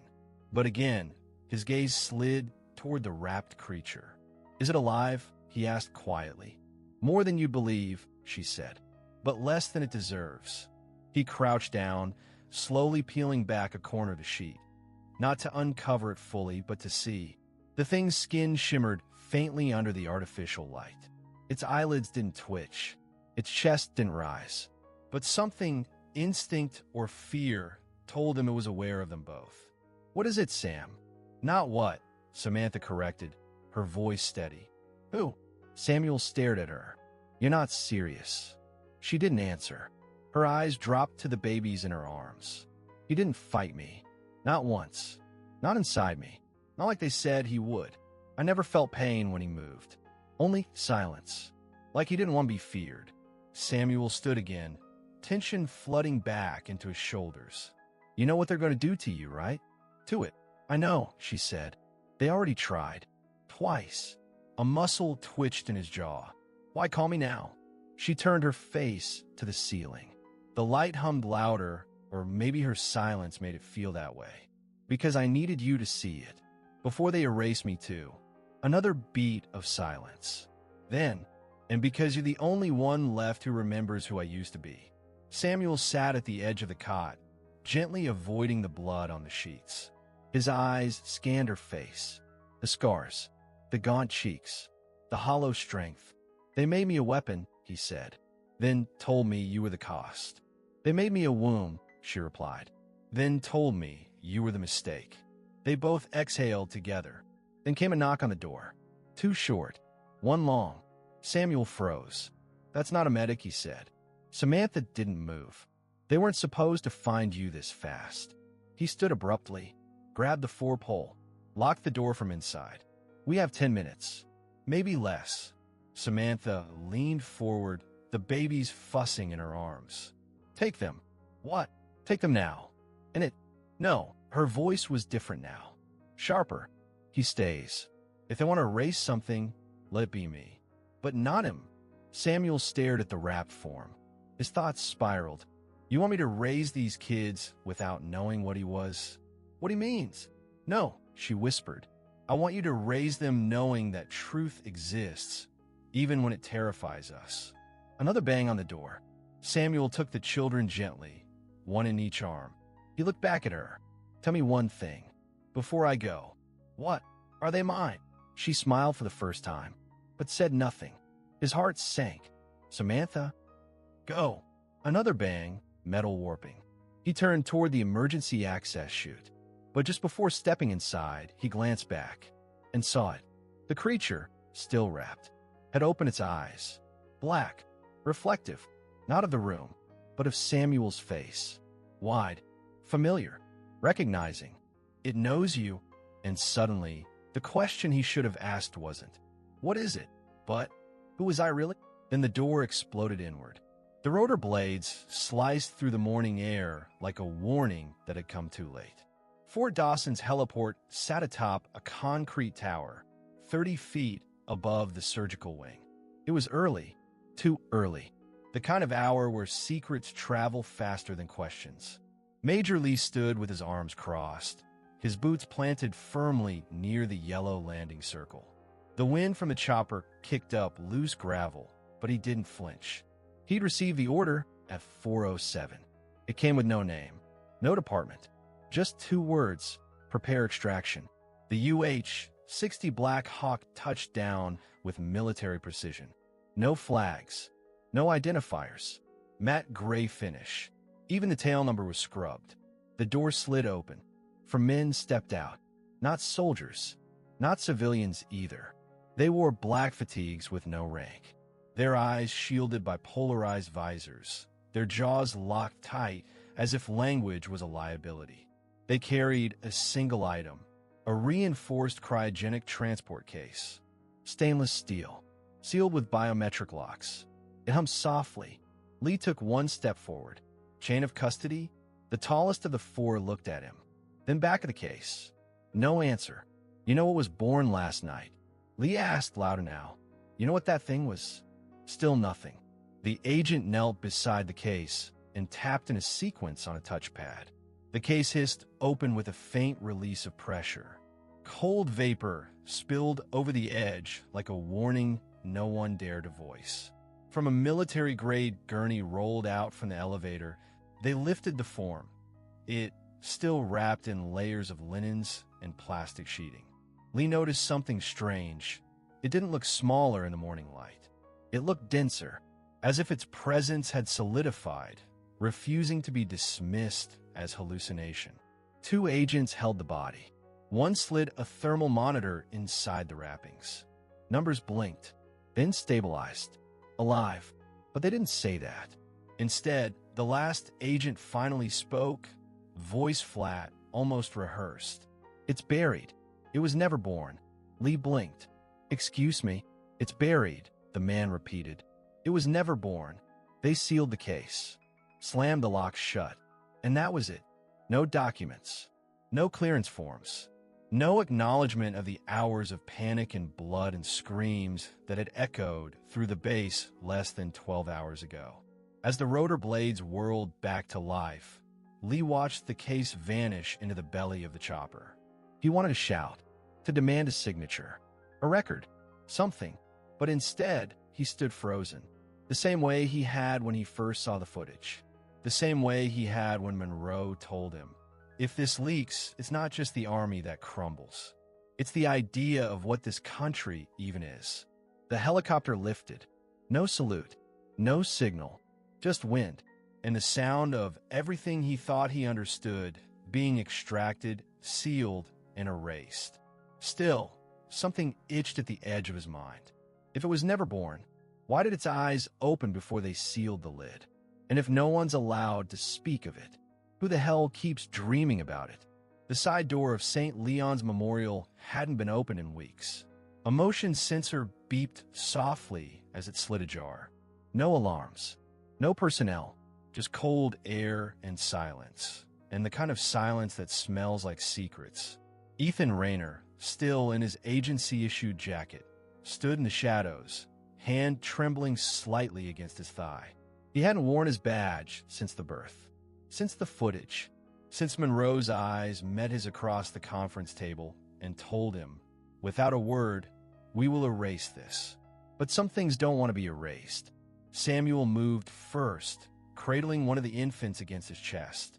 Samantha followed, slower, her body still weakened from the delivery. The second baby lay wrapped in a security blanket marked with the hospital's crest. Both children were human. One had her eyes, the other had his jawline. But it wasn't the babies they were hiding. It was what they had seen. It was what the world had been forbidden to know. Ethan didn't speak at first. He just opened the back door of his government-issued SUV, helped them in, then reached into the interior pocket of his coat and handed Samuel a thick envelope. Inside, 6 flash drives, a printed dossier, and a stained key card from Sublevel G. "That's everything they wanted to disappear," Ethan said. His voice was low, sharp, controlled rage hiding behind loyalty that had finally snapped. Medical files, security footage, lab results, the stuff they didn't dare digitize. Samantha looked at him. Her eyes were glassy, but dry. She was past the point of tears, past the point of pretending the world made sense. "Why now?" she asked. "You had access the whole time." He nodded. "No excuses. Because I didn't believe it until I saw its eyes open." She flinched. Ethan continued. "I've seen cover-ups, black sites, things we signed away our souls to forget. But this? You and your brother, you didn't break the rules. You broke something else, something they can't put back together." A siren wailed 2 blocks away. Too close. He moved fast, grabbed the cooler from the back of the SUV, the one they packed with formula, diapers, and just enough painkillers to get Samantha through the next 2 days. Then he pressed the final folder into her lap. "This isn't to keep," he said. "It's to deliver. Somewhere they can't intercept it. Somewhere that still asks questions." Samuel stiffened. His eyes scanned the parking lot. Then the rooftops. He knew the drill. Once you go against your agency, you are the target. The only question is, how long do they let you run before they start hunting? "They'll kill you for this," Samuel said. "Maybe," Ethan replied, "but they'll have to catch me first." Then he said the one thing neither sibling expected. You're not going to be footnotes in a debrief. You're not going to disappear into some conspiracy Reddit thread next year. He stepped back, eyes locked on Samantha. Someone's going to hear your story. She didn't speak. She just nodded once and held her baby closer. Ethan shut the door. The engine roared to life. Red tail lights disappeared down the alley. No sirens followed. Not yet. But from the rooftop across the street, a red dot blinked once, then vanished. Someone was watching. But who? And if Ethan had made his choice, who was about to choose theirs? The truck's tires carved through loose gravel, kicking dust across an empty road that hadn't seen traffic in days. Telephone poles stood like skeletons of something that used to matter. In the back seat, Samuel's head tilted against the window, a fresh bandage taped over his left eyebrow. His breath was steady, almost boyish in its softness, but there was nothing youthful left in his face. Samantha sat in the passenger seat, her arms folded around the weight of two newborns wrapped in different blankets, one navy, one pale green. They made no sound, not even a whimper. Not since the extraction, not since it had been taken away in silence, in that silver case that didn't even require words. What kind of world takes a child and doesn't ask why? What kind of system plans to? Ethan drove like a man who had made peace with being hunted. His grip on the wheel was loose, but his eyes scanned the rear view every 10 seconds, flicking from mirror to mirror, waiting for headlights that hadn't yet appeared. He hadn't slept in over 30 hours. The folder he'd stolen, the files, the footage, they were all in a duffel beneath his seat. And every page felt radioactive. There was no music, no radio, just wind, just that lonely sound between guilt and motion. Samantha spoke without looking at him. They'll bury it, won't they? He didn't need clarification. Everyone knew what it meant. They already have, Ethan said. Burial was never the plan. Erasure was. She turned slightly. One baby shifted in her arms. She adjusted gently, as if even her breath could disturb their fragile existence. Then why didn't you let them take me too? Because you were never the thread, Ethan replied. The truth was. Another stretch of silence. Then Samuel stirred. He didn't open his eyes. They said it wasn't born, he muttered. They said it never existed. They lied, Samantha answered, sharper than she intended. Her voice cracked, but not from tears, from something worse. From knowing. From remembering. A beat. Ethan cleared his throat. They lie when it's convenient. They kill when it's cleaner. Then what are we doing? Samantha's voice had weight now. Driving toward what? Another state line? Another hidden farm? He didn't respond at first. The truck rumbled across a wooden bridge with no name. Beneath it, a river that had dried up before the last election. Finally, Ethan's voice came low, slow. We're buying time. She turned fully to him. Time for what? He didn't answer, because he wasn't sure. What if the files weren't enough? What if no journalist had the guts to publish? What if the people, if they knew, still didn't care? Would exposing the truth actually change anything? And if not, what was the point of survival? Then, without warning, one of the babies opened its eyes. Samuel leaned forward. Ethan's eyes met Samantha's in the rear view. And for a second, none of them breathed. There was something different in that gaze. Not inhuman, not monstrous, but older than it should be. As if the child remembered something before being born. A knowing stare. Then, just as suddenly, it closed its eyes again. Back to sleep. Back to safety. But whose safety were they protecting now? And when the truth finally knocks, will the world answer? Samantha looked out at the endless fields, dry and golden under a sun that had no mercy left to give. Where are we going? She asked, barely above a whisper. Ethan kept his eyes forward. Somewhere no one asks questions. Somewhere they can grow up free from what was done to us. But can you ever really outrun what's already inside you?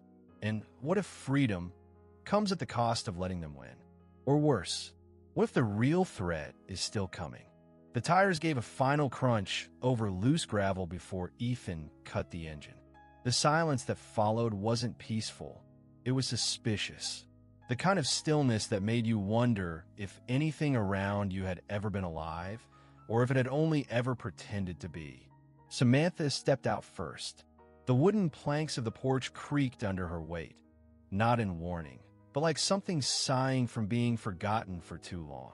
She held her sons close, one against each shoulder, wrapped in cotton blankets that had soaked in the smell of the road. The house stood stubborn and small. No mailbox, no address. The windows were unwashed, frames beginning to rot. Weeds wrapped around the porch like they were trying to reclaim it. And yet, this place waited, like it had been expecting them all along. A single dog barked in the distance. Then silence again. No crows, no wind. Ethan closed the driver's side door gently, like even a slammed door might give away a secret. "You think we're safe here?" Samantha asked. Her voice was low, tired, but not from lack of sleep, from knowing there may never be real rest again. Ethan looked past her, scanning the tree line, the barn with the collapsed roof, the overgrown path leading to what used to be a well. "I think nobody looks for what doesn't exist." She frowned. "You mean us?" "I mean this place. This hole in the world." He wasn't wrong. The GPS had given up 40 miles back. Cell service had dropped before sunrise. Even the air tasted like a place not registered by modern memory. The house's front door was unlocked, but no one had lived here in years. A layer of dust on the floor, spider webs in the corners, and an old radio in the kitchen with a cord chewed clean through. But the plumbing worked. The lights didn't flicker, and someone, maybe decades ago, had left a Bible with names blacked out in the front page. That night, Samantha sat on a faded couch, rocking the babies, both asleep now. The stars outside were clearer than anything she'd seen in years. Ethan had stacked firewood, secured every window, and hidden the truck behind an old chicken coop. Everything seemed quiet, but the air still felt watched, as if the land itself was waiting for them to ask a question it couldn't answer.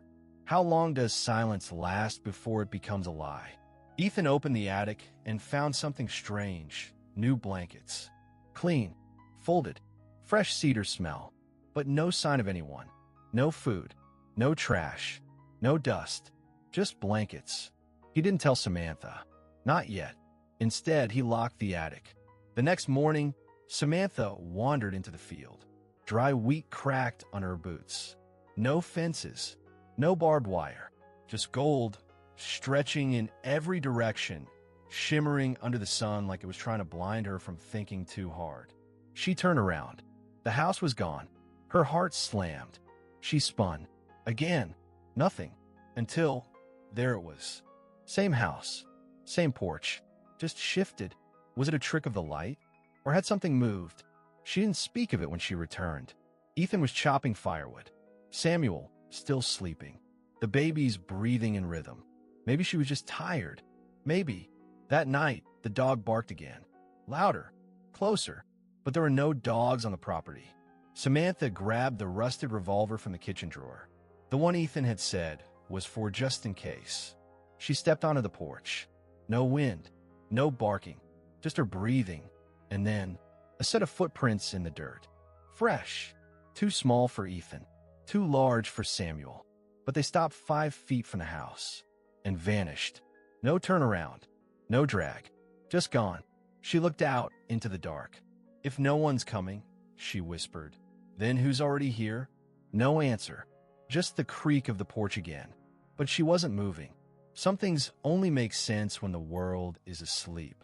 It was just past 3 a.m. Samantha hadn't meant to be awake. The twins were quiet, finally. The house had settled into its creaks.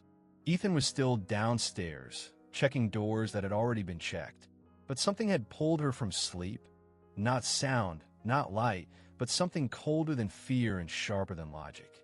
She slipped out from under the blanket, careful not to wake the children.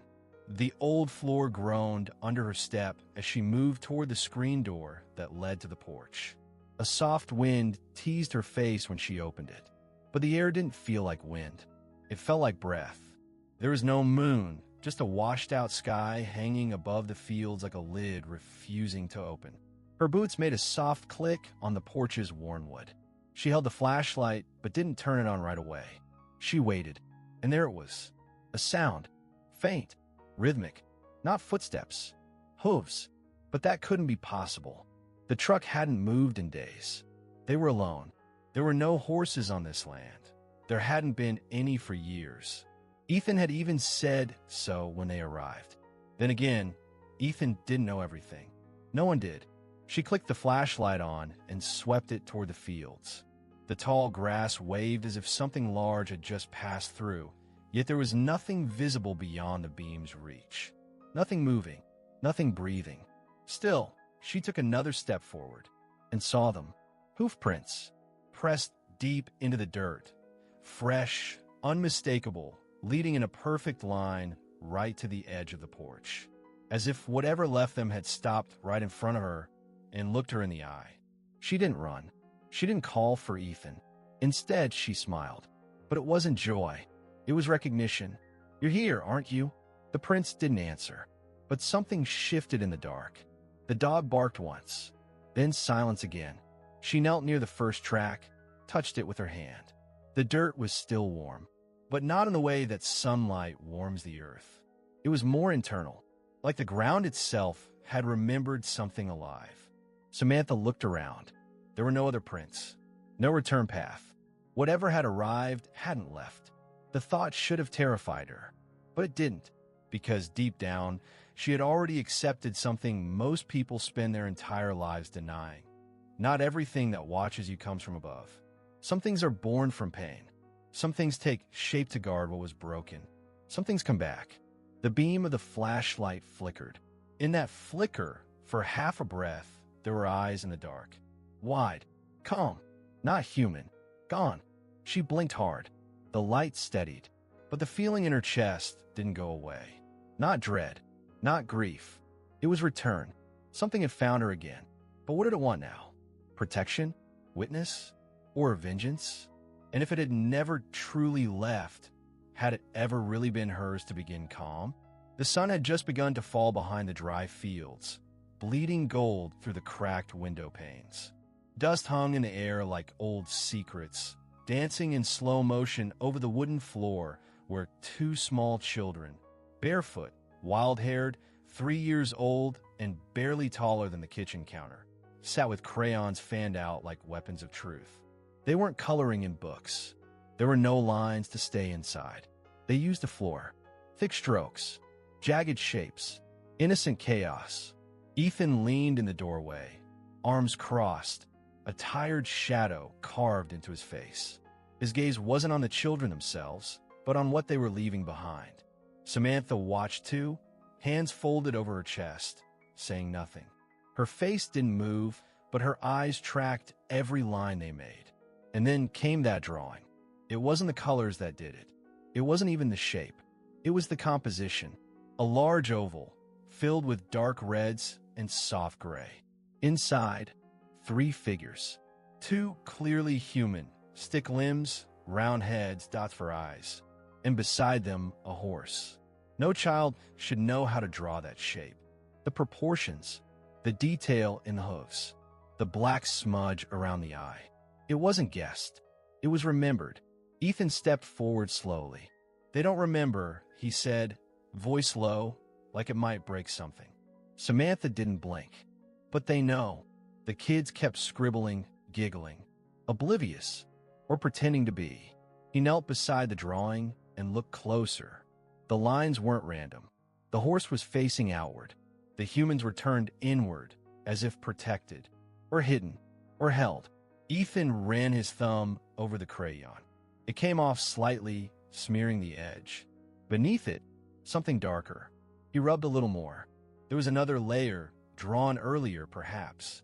A symbol, circular with barbed ends, like the crest of something official or the memory of a seal long buried. Samantha's breath caught. They weren't supposed to carry it. Ethan glanced up. Then why does it keep showing up? She shook her head. And that's when the boy, quietly, still smiling, pointed to the drawing and said, "That's where we came from." Not in a playful voice, not a make-believe. He meant it. Samantha's knees buckled slightly. She sat on the arm of the old couch, and just stared. "What did he say?" Ethan whispered. She couldn't answer, because the little girl was now drawing another circle beside the first. But this one had no humans in it, only the horse, alone, with wings. She turned to Samantha and smiled. "His name was already there before I got there," she said, like reciting a memory from a dream. Ethan stood up slowly, something clicking behind his eyes. "What if the implant wasn't just biological?" he asked, not even sure why he was voicing the thought. "What if it was spatial?" Samantha's voice cracked through the stillness. "What if they're not just children?" The light dimmed further. The house creaked. A silence dropped like a threat. The boy stood and walked over to the wall, placing his hand against it. And then he spoke again. "He's not far." Samantha's eyes widened. "Who?" Ethan asked. The boy tilted his head, the way animals do when they hear things humans can't. His answer was not a name. It was a question. "Why did you leave him behind?" Neither adult spoke. Not because they didn't want to, because neither of them knew who he meant. Or worse, because both of them feared they did. The hill wasn't tall, but it was high enough to make him feel like a ghost. Samuel stood at the edge of it, coat buttoned to the throat, his hands clenched inside thick gloves that hadn't been taken off in days. The sky above him was the color of wet ash, and the wind whipped across the ridge like it wanted to peel him apart. From up here, the house below looked like a toy. Too small, too perfect, too quiet. He could see his sister. She was outside with the children, hanging laundry, laughing at something one of the twins had said. The boy ran in circles. The girl sat drawing in the dirt with a stick. Ethan came out carrying 2 mugs. He kissed Samantha's shoulder like it was normal, like none of it had ever happened. But Samuel knew better. He had seen it. He hadn't forgotten, and he had no intention of pretending. He turned his back to the house and walked slowly to the tree at the edge of the ridge. Its bark was split, one side scorched from a long-ago lightning strike. Beneath it, buried beneath 5 inches of frozen dirt, was the metal case. He dug it up every morning, just to check, as if maybe something inside it had changed, as if the contents might unsee themselves if left alone long enough. But they never did. He opened the latches with care, like someone defusing a bomb, and lifted the lid. Photographs, sealed reports, a vial of something the government still denied ever existed. And beneath it all, a voice recorder, scratched, battered, but still functional. He pressed play. A low static hissed. Then the sound of boots on metal. A scream. Not human. Then his voice. You could hear the tremble even now. They said it was an experiment, but the walls were alive. I swear to God, they moved. I saw a man swallow his own tongue, trying to stop what was inside his head. He clicked it off. He didn't need to hear the rest again. He hadn't slept properly in months. Not up here. Not even with the trees as shields and the open wind as punishment. Because what haunted him most wasn't the sounds or the files or even the memories. It was the simple truth no one dared to say out loud. What if Samantha was never supposed to survive? That thought bled into everything. It rewrote his loyalty, twisted his pride, made him question why she and the children had lived when the others hadn't. What if she was still being used? What if the twins weren't the end of the program, but the beginning of something worse? Samuel knelt by the metal case and ran his fingers over the top of one of the folders.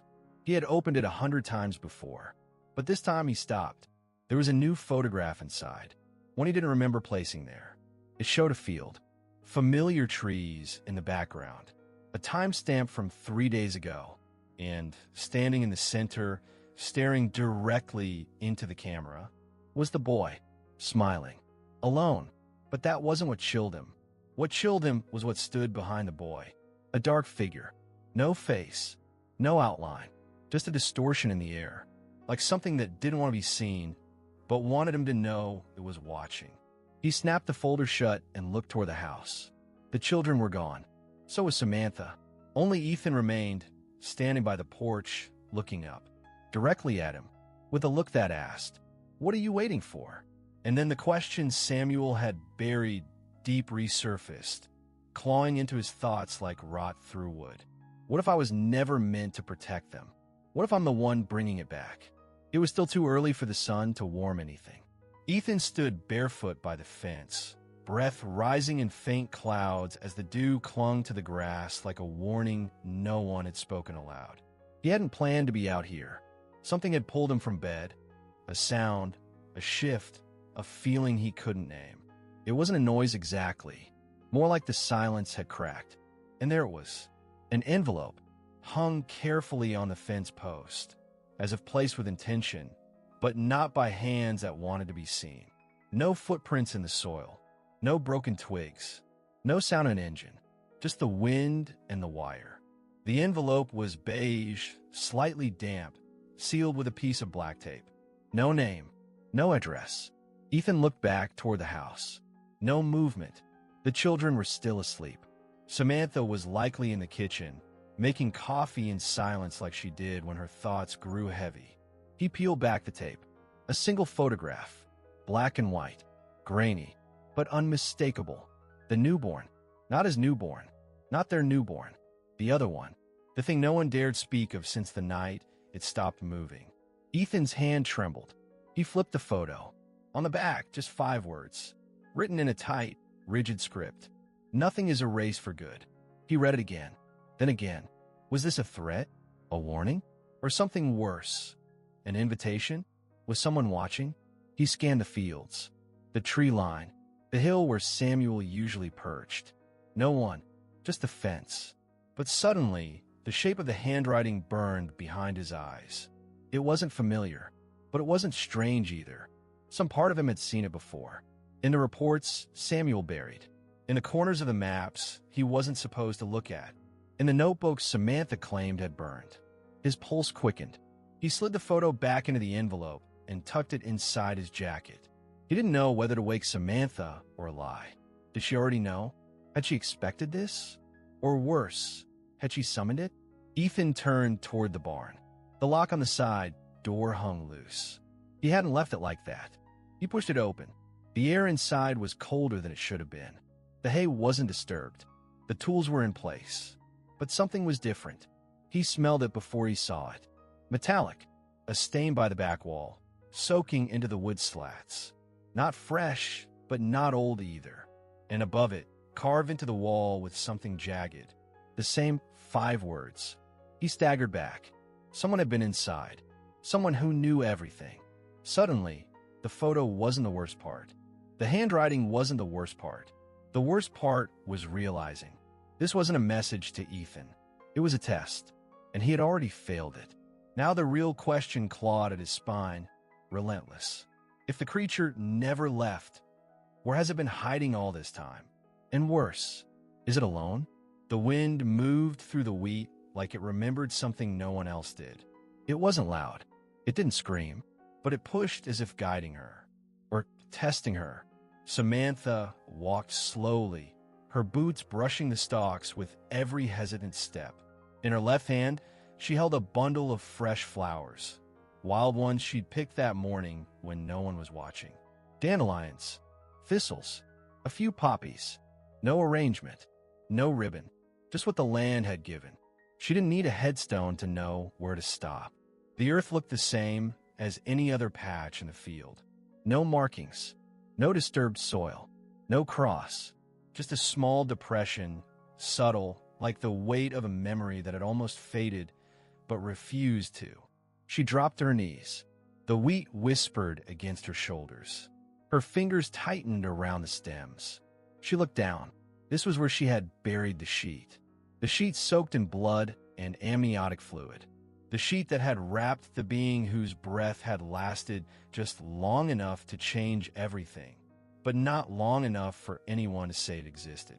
That night, she hadn't screamed. She hadn't called for help. She hadn't even wept. She had dug with her hands. Dirt caked beneath her nails. She remembered the moon. How indifferent it was. Now she placed the flowers down gently, like she was afraid they might reject the gesture. "You didn't have a name," she said, voice caught between strength and breaking. "But you had a mother." That sentence wasn't rehearsed. It came from a place she rarely let herself touch. A place deeper than guilt, beyond explanation. somewhere between shame and sacred. What do you call a child who wasn't supposed to be born? What do you call a mother who couldn't say the word mother without tasting metal in her mouth? No one else knew about this place. Not Ethan, not Samuel, not even the twins, though she sometimes suspected they felt it. There were days when they stared out the window toward this field, eyes fixed, breathing shallow, hands gripping the edges of their chairs as if something in their bones pulled them toward a truth they couldn't yet explain. How much do children remember from before they're born? Do they carry echoes? Do they dream in pieces that don't belong to them? Samantha sat back, her eyes never leaving the soil. And then something shifted, not in the wind, not in the wheat. Inside her, a realization. The sheet wasn't all she had buried here. She had buried the truth. A truth stitched together from silence, fear, and something no science would ever publish. The creature had moved. It had looked at her, and in those seconds, shorter than a breath, it hadn't looked like a monster. It had looked like a question she wasn't ready to answer. A question no one should ever have to face. But now, years later, kneeling before a place without a name, without a grave, without witnesses, that question rose again. What if it had lived longer? What if it wasn't the only one? What if it had come from something or someone? She turned her head slightly. A breeze passed behind her, and with it a sound that made her freeze. Not a voice, not words, but the rhythm of hooves, soft, distant, unmistakable. And when she stood and turned toward the sound, there was nothing. Just wheat, just wind, just memory pretending to be silence. But the flowers, they had shifted, as if someone or something had acknowledged them. She stood still for a moment longer, then whispered, not to the wind, not to the ground, but to whatever still listened. I haven't forgotten. And then she walked away, not because she wanted to, but because something inside her told her this wasn't the last time she'd return. Because the question was still waiting, and it was no longer buried. The waitress filled Ethan's cup again without asking. She didn't need to. It was his third refill, and he hadn't taken more than 2 sips from any of them. The corner booth at Buck's Coffee in Pie and Laramie was usually taken by locals by this hour. Ranchers, retired sheriffs, truckers headed north. But tonight, it was just Ethan and the woman with the recorder that hadn't been turned on. Her name was Marla Cates, freelance journalist. Used to work for a Denver affiliate, but burned too many bridges asking questions that made people nervous. Her eyes were sharp, restless, like she was constantly watching from 2 places at once. The manila envelope sat between them, untouched, unopened, full. Inside, photos, reports, medical scans, classified files he wasn't supposed to have. A handwritten letter that bled rage in every line. And something else, something harder to categorize. His voice, every word of what he had seen, and what no one else wanted to believe. Marla finally reached for the envelope. Her fingers hesitated at the edge before she pulled it toward her like it might explode. She didn't open it. Not yet. "You're sure?" she asked, eyes not lifting. Ethan leaned back, arms crossed. "I've seen every one of those papers burnt before," he said. "But the truth keeps breathing even when you try to choke it." She gave a quiet laugh, not of amusement, of recognition. "How long have you been sitting on this?" she asked. "Long enough to know that hiding it doesn't make it go away, just makes the silence heavier." Marla nodded slowly, then finally opened the envelope. The first page was enough to drain the color from her face. The second made her close her eyes. By the fourth, her hands were shaking. When she reached the photograph, the one no one else had seen outside that base, she froze. She didn't ask if it was real. She knew. Some images can't be fabricated. Not because of what they show, but because of how they feel. "What is that?" "You tell me," Ethan said. "You've seen stories like this before, right? Whistleblowers, experiments gone wrong, government secrets." She looked at him then, like she wanted to believe that was all this was. But something in her gut told her it wasn't. "This thing," she said, voice lowering, "did it die?" Ethan looked out the window, then back to her. "Depends on who you ask. Marla placed the photo down carefully, as if afraid to touch it again. Her throat moved as she swallowed. "This is enough to bury someone." "I'm already buried," he said. "I just want someone to dig." She stared at the envelope again, now sitting beside her coffee. "I don't have a network anymore," she muttered. "No protection, no lawyers, just my name and a blog with 20,000 followers, half of whom think Bigfoot runs the Pentagon. You want the story or not?" She hesitated, and then came a line. "If I publish this," a pause, a breath that trembled, "I'll be buried with it." Ethan didn't blink. "I'm not asking you to save anyone. I'm asking you not to let them vanish." She closed the envelope, slid it back to him. "I can't." "You mean you won't?" "No," she said. "I mean, I can't. Because if I do, people I know will disappear. Maybe me. Maybe you. You think they care that this is real? That it matters? They've buried bigger things than this with less noise." She stood, pulled out a few crumpled dollars from her jacket, left them on the table, then looked at him, finally looked him in the eyes. "You didn't bring this to me because I'm brave. You brought it because you knew I wouldn't run it. Then why did I bother? To test if there's anyone left who remembers how to be afraid for the right reasons." She walked out, the bell over the door jingling like it didn't care about secrets. Ethan stayed seated, alone with the envelope. Again, the waitress came by, refilled his cup again without asking. She gave him a look like she'd seen enough of life to recognize when someone had lost before the game even started. "You waiting for someone else?" she asked. Ethan looked at the door.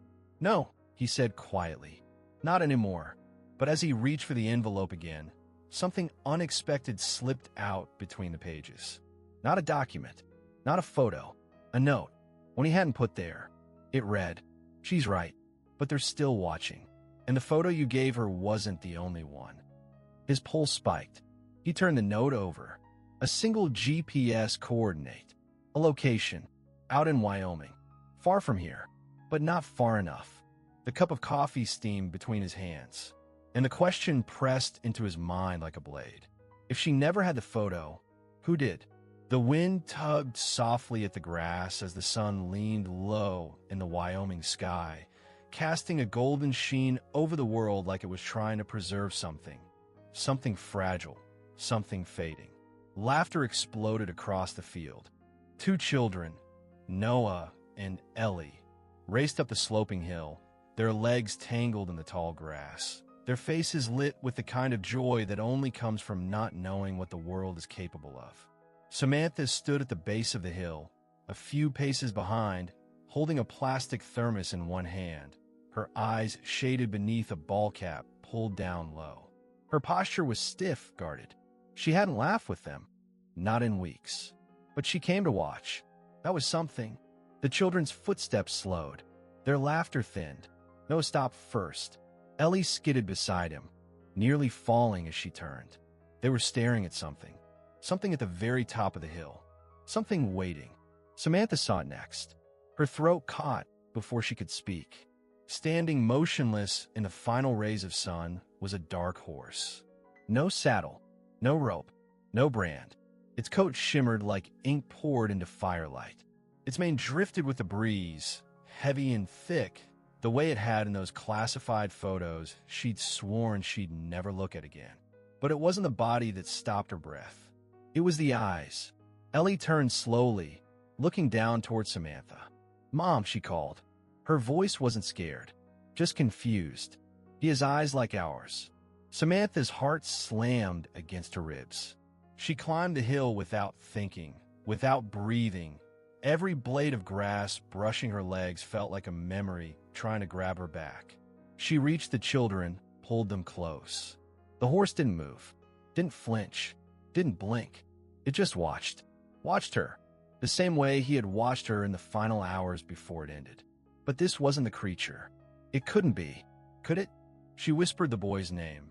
Emil, a name she never said aloud. Not once. Not after what happened in the barn. Not after the thing had stopped breathing, at least she thought it had. Her mind did somersaults. The hill was a place she had avoided for a reason. Because the day the cloth was buried, something beneath it pulsed for too long. And the grave, if she could call it that, wasn't marked because marking it made it real.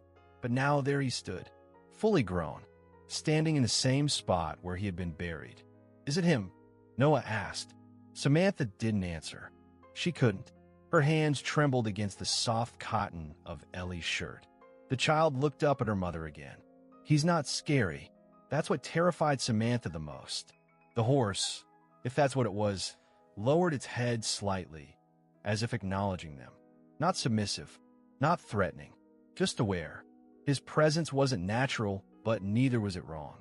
Then he turned and walked away, backlit by fire-orange sunlight.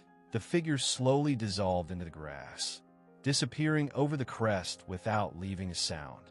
No hoofbeats, no trail, no certainty. "Where's he going?" Ellie asked.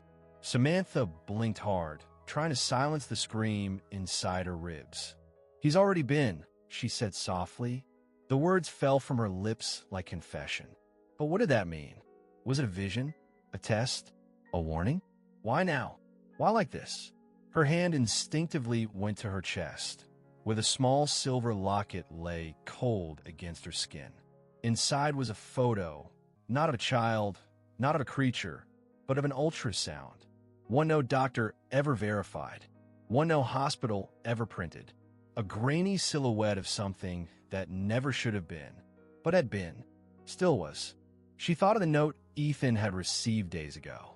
She's right, but they're still watching. Maybe they were. Maybe they always had been. Maybe what they buried wasn't what they thought. Or worse, what if it was? And what if it had learned? Down below, the sun finally dipped behind the edge of the hill.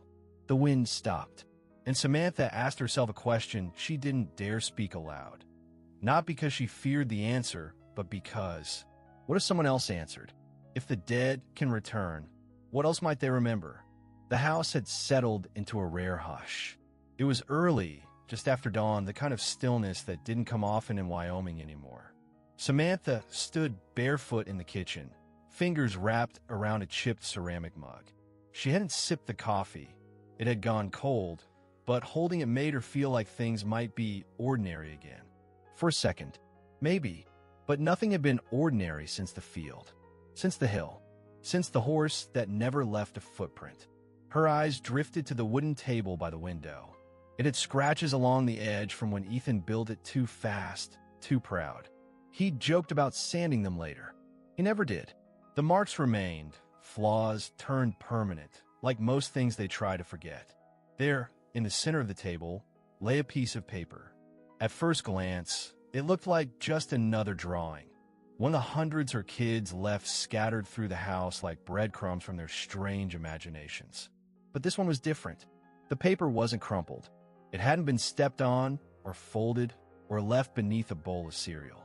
It was placed deliberately, waiting. Samantha approached, her breath tightening. Her hands trembled before she even touched the page. Crayon lines, red, blue, black, thick shapes, layered, bold. Two small figures inside a curved shape.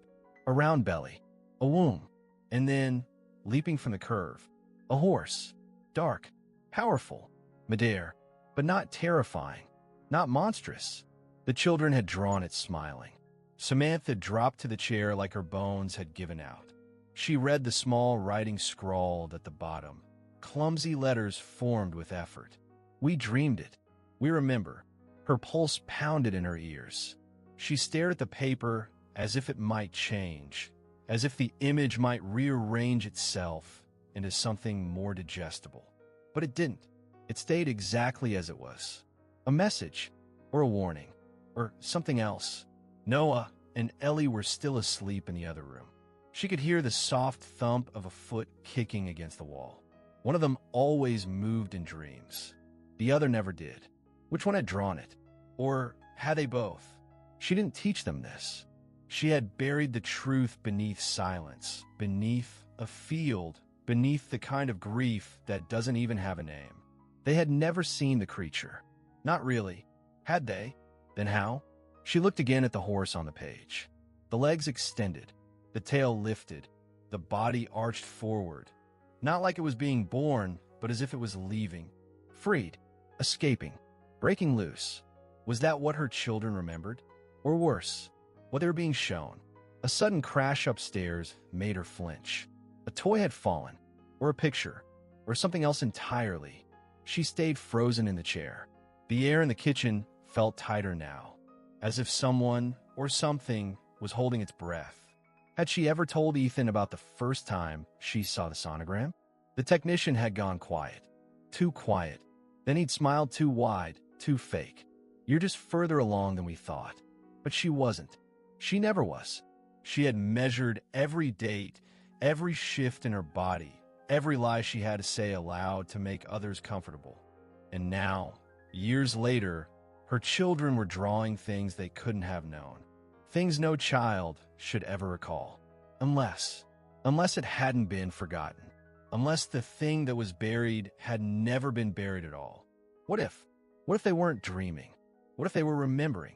What if memory ran deeper in them than DNA? The drawing shook in her hands now, not from wind, but from the tremor in her fingertips. It was a map, not of place, but of origin. 2 children smiling in the womb. And the third, the one that didn't get a name, he wasn't smiling. He was running. Out. Away. Toward something or someone. Was he coming back? Or had he never left? Behind her, the floor creaked. But no footsteps followed. Just pressure. The kind of weight that wasn't physical. Her eyes stayed locked on the drawing. And the final question echoed through her chest with a cold certainty. If children can inherit blood, can they inherit the unspoken? The porch creaked beneath her bare feet, a sound too familiar to startle, but heavy enough to ground her in the moment. Samantha stepped out into the open air, the wooden door closing behind her with a soft click. Like an exhale she hadn't given herself permission to release. The air was dry, clear, so quiet it almost felt staged. The children's laughter rang from the fields beyond the fence. She sat down slowly on the bench Ethan had built during one of the winters when they thought this place might still be theirs. She didn't lean back. She didn't relax. One arm held a folded piece of paper, the last drawing. The other gripped the edge of the bench, knuckles white, as if letting go would send her tumbling off into something she wasn't sure she could come back from. In the distance, Ellie was chasing Noah through the tall grass, shrieking as only a child who hadn't yet been taught what fear really costs could shriek. For a split second, Samantha envied them, but even envy felt too clean. Because she knew, because she'd felt it, because she bled. And now there was silence where chaos had once screamed. No more hooves echoing in her head. No more shadow at the edge of her vision. No more waking in sweat, convinced she was still being watched by something that had never learned how to blink. But the absence? That was its own terror, because silence doesn't mean safety. Not in America. Not for women like her. Not when the silence has been paid for. She unfolded the drawing again.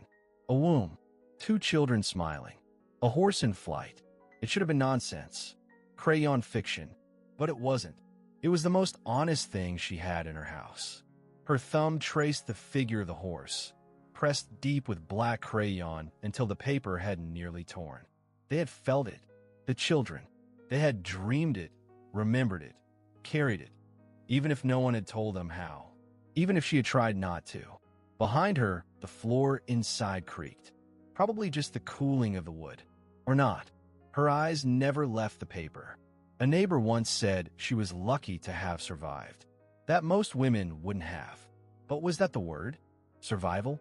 If you have to bury the truth just to walk around in your own skin again, is that survival?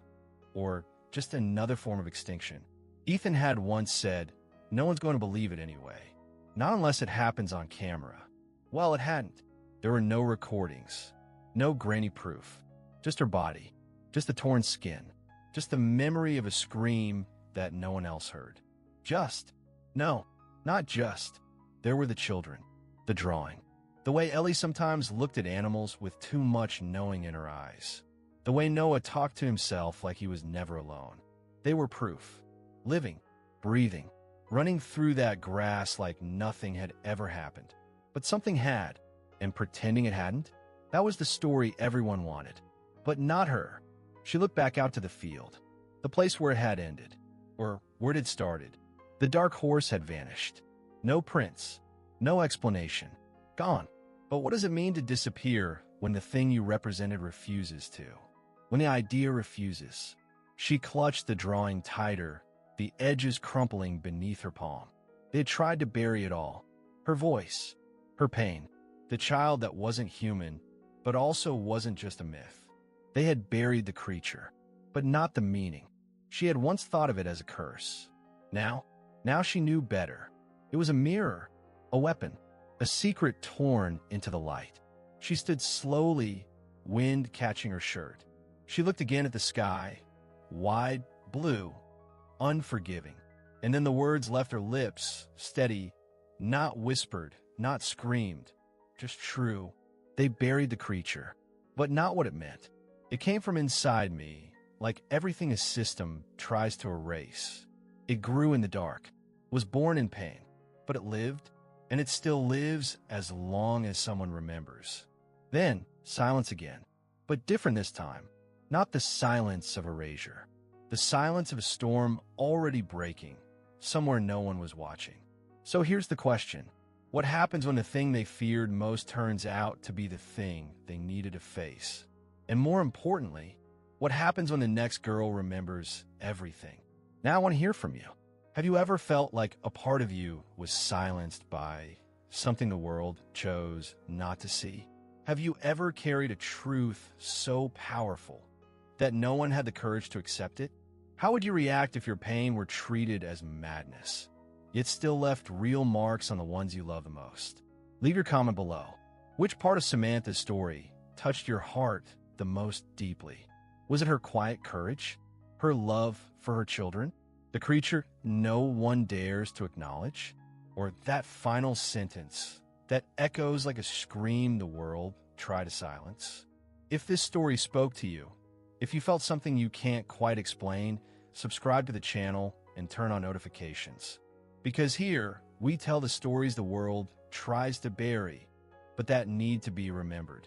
Share this video with someone who carries something inside them that no one has ever seen.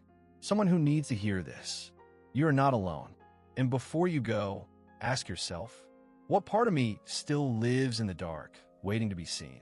And what will happen when I find the courage to let it be born, even if the world calls